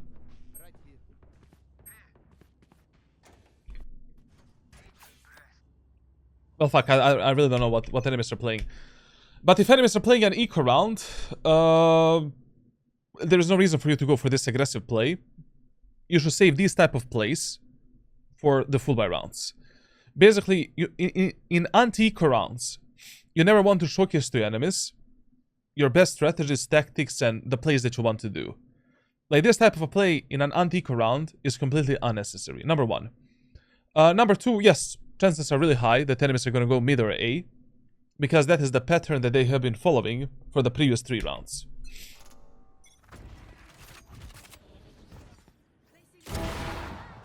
Good peak, good everything, just like...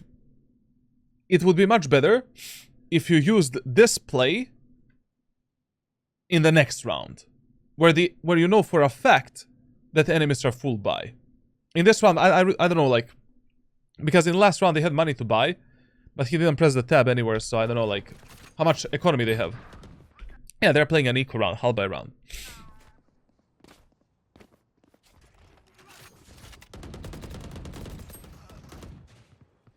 So, I mean, like, we did sell that Phoenix a bit there. But even if Phoenix died without getting a second kill, we would have been 3 versus 3. And I highly doubt that enemies would expect you here with the operator. I don't know, like, awareness of these players, like in Diamond Ascendant, is usually really, really low. Spike down A. And this angle, how you're holding it, like, not really the best way ever. Like this aim position, you always want to hold it from the bottom here, from this wall. Like this. As tight as your reaction time allows you. I can hit this, you hold it as tight as you know, as you can hit the shot.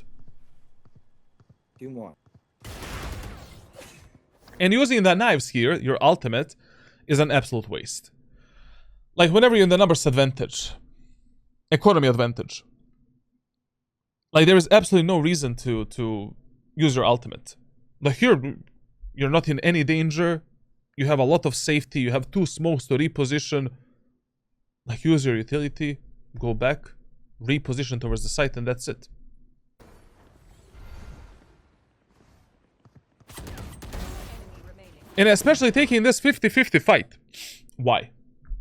Like, why? Like, you're 3 versus 2. We can fight together, win this round together. Like, why would I position myself in a way where, you know, I can die in a 1 versus 2 fight? No reason. Because, you know, in this elo, your teammates are... I mean, when your teammates are left 2 versus 1, that round is 50-50. Like, only God knows who's gonna win it.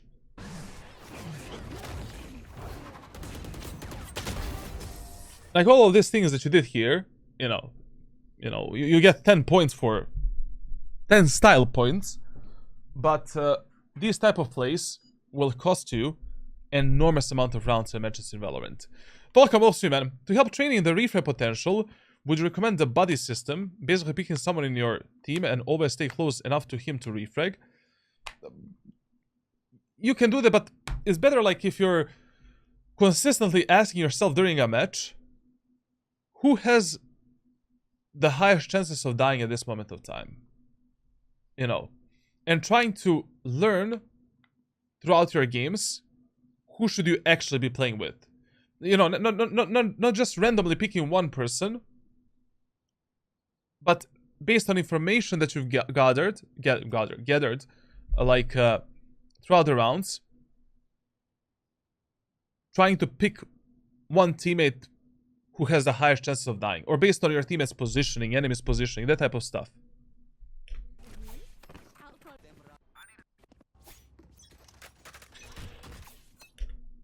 Now, this round starting on the A site, I don't know, like, chances are really low that enemies are just gonna do a 5-man push on A.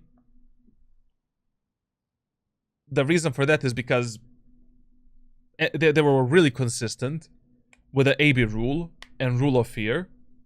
And as long as enemies are following these patterns and these rules, you should just position like that on a defender's side. And instead of playing in A-man and A site, I would much rather see you play with Phoenix, because in the last round, you peeked aggressively, art area the map with Operator, which is okay, which was, as I said, okay. Not a bad play, but not at the best moment of time. And now you can see on the minimap that your Phoenix is looking like an aggressive gorilla. So your Phoenix is 100% going to peek the art in this round. Enemies are probably going to expect it. Enemies can easily delete your Phoenix, and we need to play with that guy at this moment of time. Like, you need to have more meaningful and better positioning on a defender's side. Not just randomly positioning yourself however you feel or however you want, but actually positioning yourself based on a certain set of rules and patterns that enemies are following. And also one thing that your teammates are never gonna read and never gonna observe, like they're never gonna read like who peaked what and which fight we chose in the previous rounds. Like right now, peeking the art, it was just, I don't know, suicide play alone, essentially.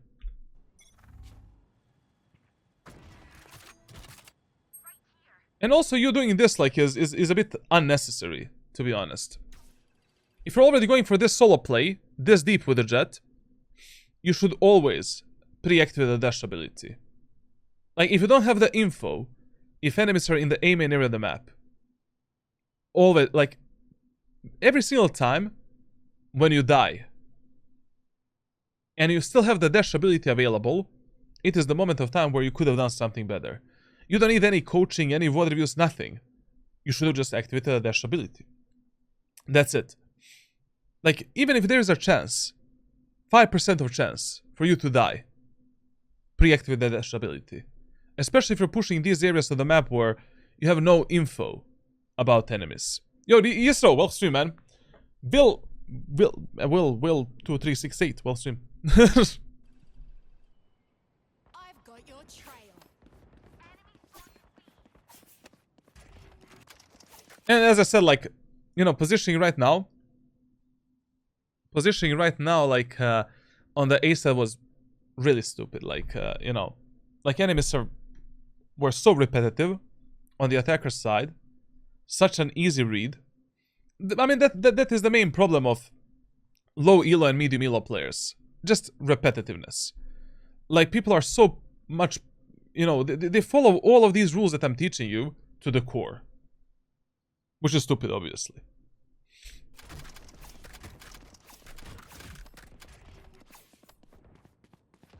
And also, I really don't have an idea. Why did you buy Odin as well in this round? like that is Odin on Pearl. Like, I mean, suck. I mean, you can spam the enemies with smoke, I guess. Like, but I don't know why you bought the Odin. Like, if you wanted to buy some secondary weapon there, you should have just bought a Phantom or Vandal. Like, so you have it for retake of B side.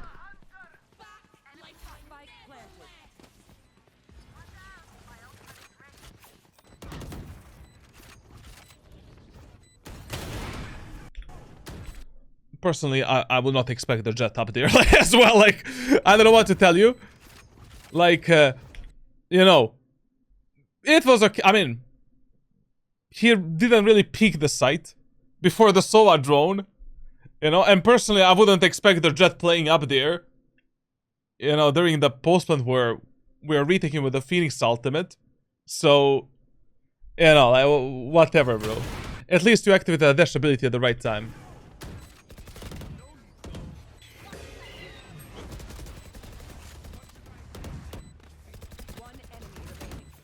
And always remember, like, whenever you're retaking B set of Pearl, always prioritize taking the backside control over anything else. Especially with the Jett when you have dash ability and smokes. Like, your job is to clear that backside So we don't need to worry about these positions. And then we focus on the B-long area of the map. Thank you. Now, I mean, do I even need to speak about the next round? Like, enemies are definitely probably going to push mid or A. Two of your teammates are aggressive in the A main. We should have started passively in the art, because enemies are playing an eco halberd round. That's it, like same round as a few rounds before. This positioning here on A side, I mean, okay. You know, not a bad off angle with the Jett. You have a dash ability. I don't know if we can call it an off angle, but it's good. With the op. And enemies are like, you know. Also, this whole... So, you know, right now, we should pre-assume that at least 3 or 4 enemies are in mid. Why? This whole match, enemies just played really fast and together. We're not making a single contact with the enemies for 10 seconds in B-main and A-main areas of the map. Like right now, you should be rotating towards A side and art. Because of this information that your team has gathered. And you gathered as well.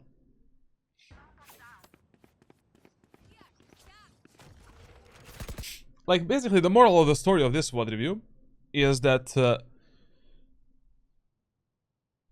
you need to read enemies more on a defender's side when you're playing on defense. And you're consistently positioning in that specific way based on the patterns that enemies are following, as long as they don't change something. When they change their patterns of pushing and their playstyle on macro and micro level, then the things become actually rough. Then we need to use some other rules to read the enemies.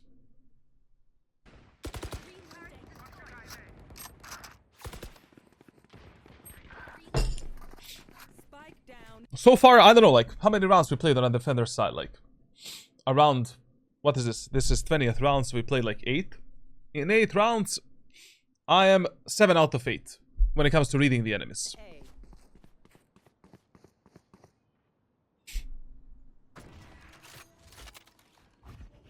But all of these rules are very basic shit. Like, I mean, like, I've been teaching you this, like, for the last, like, 2-3 years. Like, literally, everyone should be, like, following these rules within their gameplay.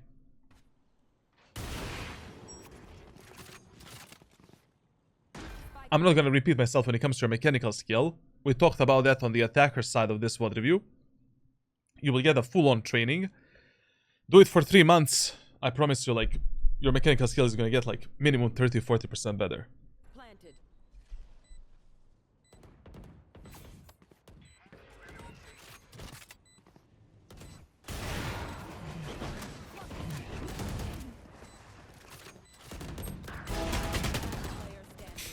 Okay, not bad. I mean, the play that he went for was like totally fine. The only thing that you need to stop doing is a lot of times you waste 2 smokes for no reason. Like literally, there's enormous amount of times where you just randomly drop your smokes and that gets you killed, or your smokes could have been useful a bit later. Can you get banned from playing True Thrashed? No. No.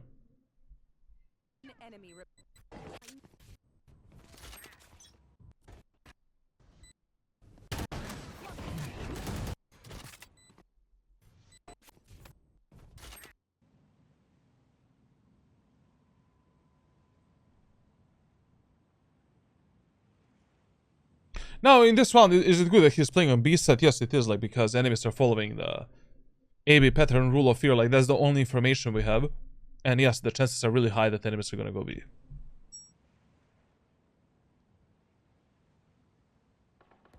But, once again, the main playstyle that enemies used in this match was pushing together S5. Or S4, sometimes. So, on the first contact between our team and enemy team, fast rotation. Yeah, here, like, without any doubts, you should just rotate. Unfortunately, That's the only info that we have. Yeah, not... Oof, okay. I thought Clove is gonna die there. I don't know why you were second guessing yourself here. Like, you know that enemies are just committing to the executes. They're never faking, they're never splitting the map. If that's the only thing that enemies showcased you in this match, One enemy remaining. that's how you play Valorant. Down A.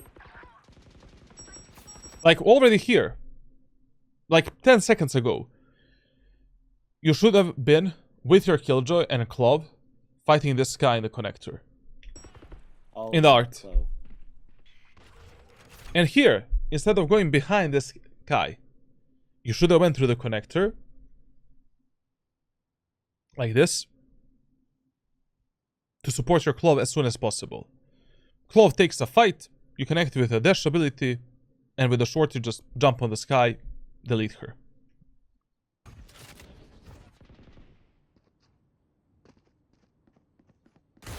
Oof! Oh no! Oh no. Listen. These shots we cannot miss. Like, we have a... As I said, I'm not gonna speak about your mechanical skill, we're gonna talk about that privately. Through private messages. After you miss that shot, you just fall back, reconnect with your teammate, keep your location a secret, pick up a Vandal somewhere, and that's it. Or, what you could have tried doing is taking a second shot with your dash ability. Because here, when you miss this shot, this guy is just running with a knife out. You had plenty of time to reload and take a second fight with a dash ability. If you miss that second bullet, then simply smoke yourself off, reposition into connector and art, pick up the Vandal from dead enemies and your teammates, and go for a 2 versus 1 retake. But dashing towards this sky and trying to kill her alone with a shorty, I mean, maybe we can do it. Maybe we can take a kill here. But chances are highly unlikely. I mean, not highly unlikely, just it's an unnecessary risk. Because if you die, your Clove is 1 HP. You're risking this round a lot. What do you think about Dunk in CS? Guy is just fucking insane. Like, machine, bro. Like, you know, he is living, breathing Counter-Strike. I've never seen a player like him. What the fuck?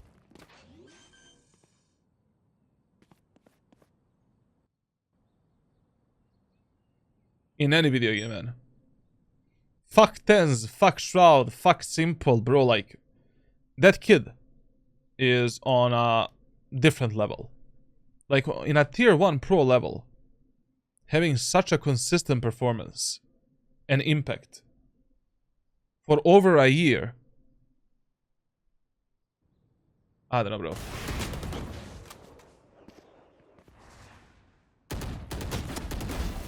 I don't know. Now listen. This round was fun and games. You know, like, not really how you should have played it, to be honest. Like, bro is tier 0. Like, I don't know, man. Like, watching Dunk play is like, I don't know, man. Like, it looks like he is playing against bots. Like, in some of these clips that I see, it's like, bro, these guys are like 10 levels below him. And he is playing against the best of the best in the game.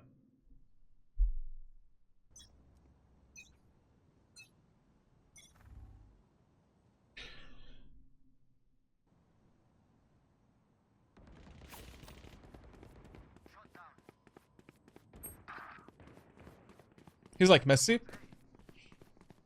You mean Cristiano Ronaldo? My allies.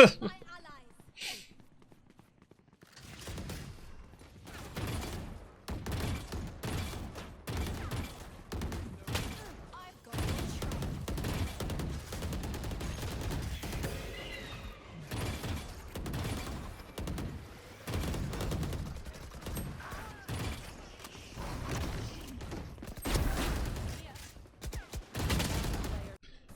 Okay, interesting round overall. Like, good rotation, number one.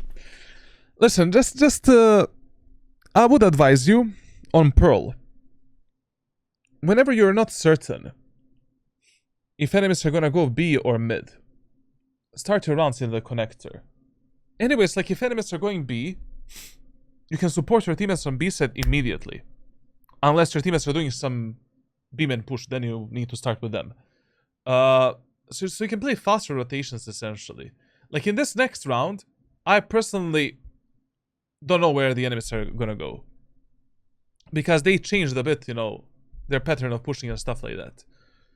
So, on Pearl, if you need to second guess yourself, just start in the connector.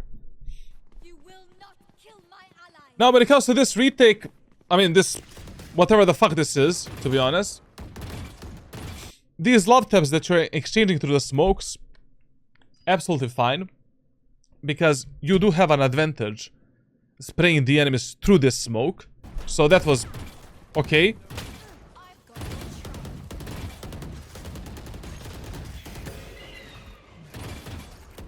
Activation of the dash ability was also okay. But doing this updraft dash, I don't know what to say about that, to be honest. Like, it can work, you know. I like that you're trying to use a shorty and stuff like that. But you have two teammates left and right. Like, you can easily pick the duels with your allies and win them. There was really no reason in this full buy round with the dash ability ready to take such a risky fight where you cannot escape. And after you kill this guy, so relax. I mean, the worst thing you can do in this type of moments, where the enemies know your location, is making some kind of a rushed out decision based on your adrenaline or whatever. Like, you have a smoke in front of yourself. You have two smokes as well. Right now, you have two enemies behind this smoke waiting for you to peek. And they are expecting you to peek because you're stuck. Play with their mind a bit. Like, if you already have two smokes from Jett, make them think that you're rotating somewhere with those smokes to take a better angle to kill them. Like, for example, we have a harbor wall like this. Something like this. I don't know, like, he really messed it up. Like, what you can do with Jett in those situations is, like, first of all, you could have done a smoke here to get into your teammate's smoke and get out. You also could have done a smoke here to escape towards your Phoenix, which is the best idea ever, and simply double down with the Phoenix. And the third option you have in these type of situations, instead of searching for an escape route, fake the enemies. Make them think that you're creating an escape route towards one side, and then, once you do that, pick them from the opposite side and take an easy kill. Like, these smokes are gonna fully distract them, making them think that you're going in that direction to escape this really bad spot. And if you have balls and you think that you're mechanically better than them, take a fight. By just swinging through that wall, without using your utility to create a fight that works in your favor, is just a suicide, to be honest.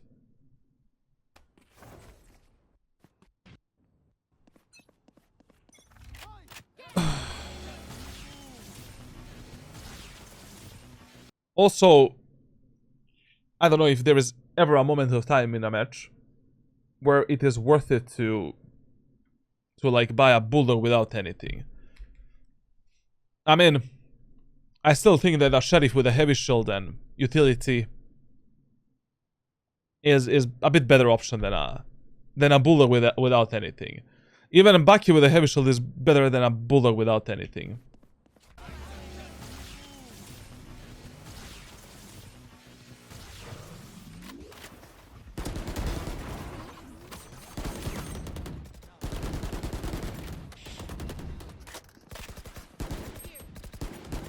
We can't lose this, right?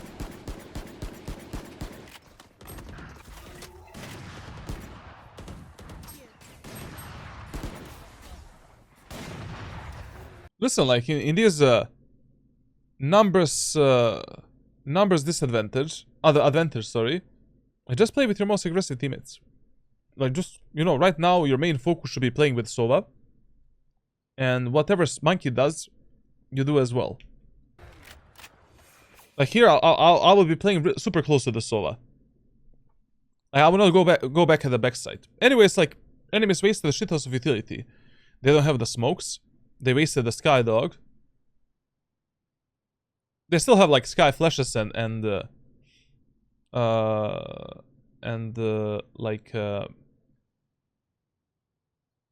Neon Stun. But, you know, we can just play together with the Sova and on a refill potential.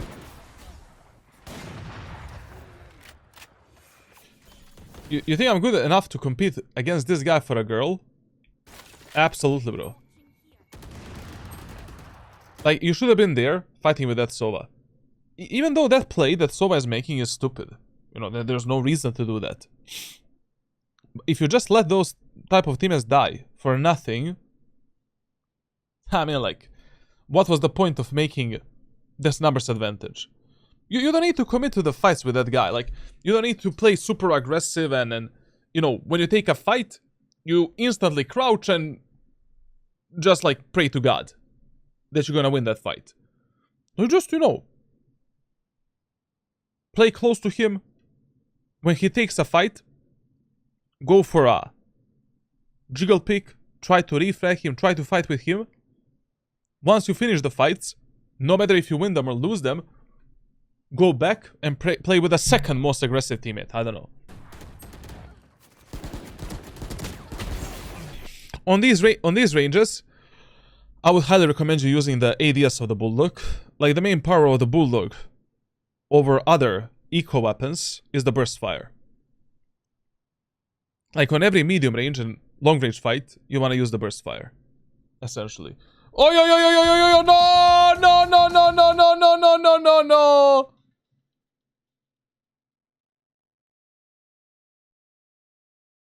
I hope this is not gonna be audible on stream. Yo, Hexball, thank you all for the prime sub.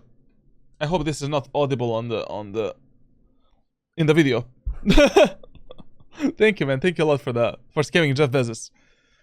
Yeah, basically, like, this angle we should be holding with the ADS.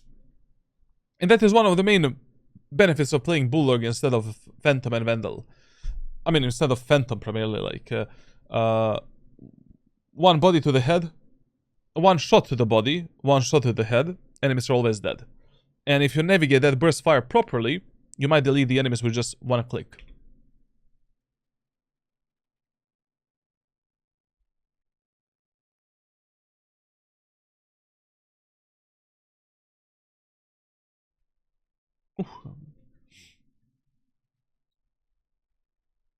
Now, first of all, I think you committed to this fight way too much. Like, these type of angles, when you play them, those should be 70-30 fights for you.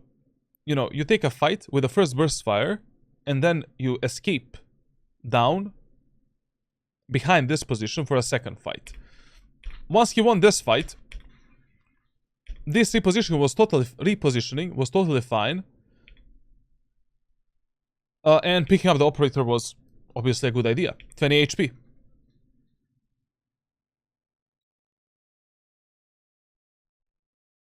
Now we just wait and chill. Chill, guy. Very good idea to reconnect with a Killjoy. Very good, very good.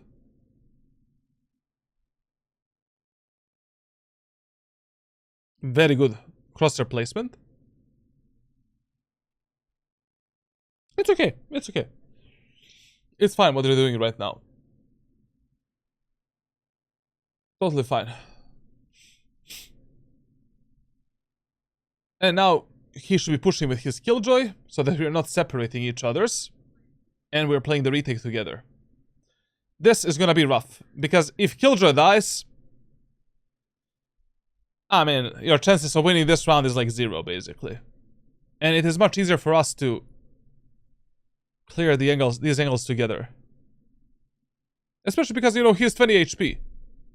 Killjoy can use him as a bait to refrag him and to gather the information. But yeah, I mean, this is one of the rare moments of time where you kind of want to go in first. Like clearing the angles with the op, trying maybe to get one kill before dying. At least, you know, acting as a drone. So the killjoy knows where to expect the enemies. Yellow. Okay, my man. To be honest, not bad. I was really expecting 10 times worse gameplay from you. Because you did say that you got played a lot in a 5-stack and... you know, I expected shit show, basically. But it is actually not that bad. Not bad at all, essentially. I'm gonna watch this VOD one more time. Because I already forgot what I saw on the attacker side, to be honest. And I will send you to private messages the training and the aim training that you will be doing for the next 1, 2, or 3 months. I think that your problems are very easy to fix. You're missing very basic rules in your gameplay. Some consistent aim training routine, and I think you're gonna stomp these lobbies up to Immortal 1 is like literally... I think already until April, you should be able to get Immortal 1 for the first time, to be fair. Because considering what type of diamond players I'm coaching, like this is, you know, this is not that bad. This is not that bad, to be honest. This is pretty solid. Obviously, like, you need to focus on much better, like, team play. Much better, like, reading of the game. Much better map awareness as well. And thankfully, we have the training for all of this. Okay. Thank you for watching this VOD review. Make sure to subscribe, leave a like, leave a comment. Join my Discord server for coaching. Actually, join my Discord server for the fucking playbook. Like, ranked playbook alone will fix 30% of your problems in Valorant. 50% of your problems in Valorant. Also, currently there is a giveaway running for coaching and Valorant points on my Discord server, of course. Join my daily live streams where I lose my mental health consistently. And I will see you in the next one, you know.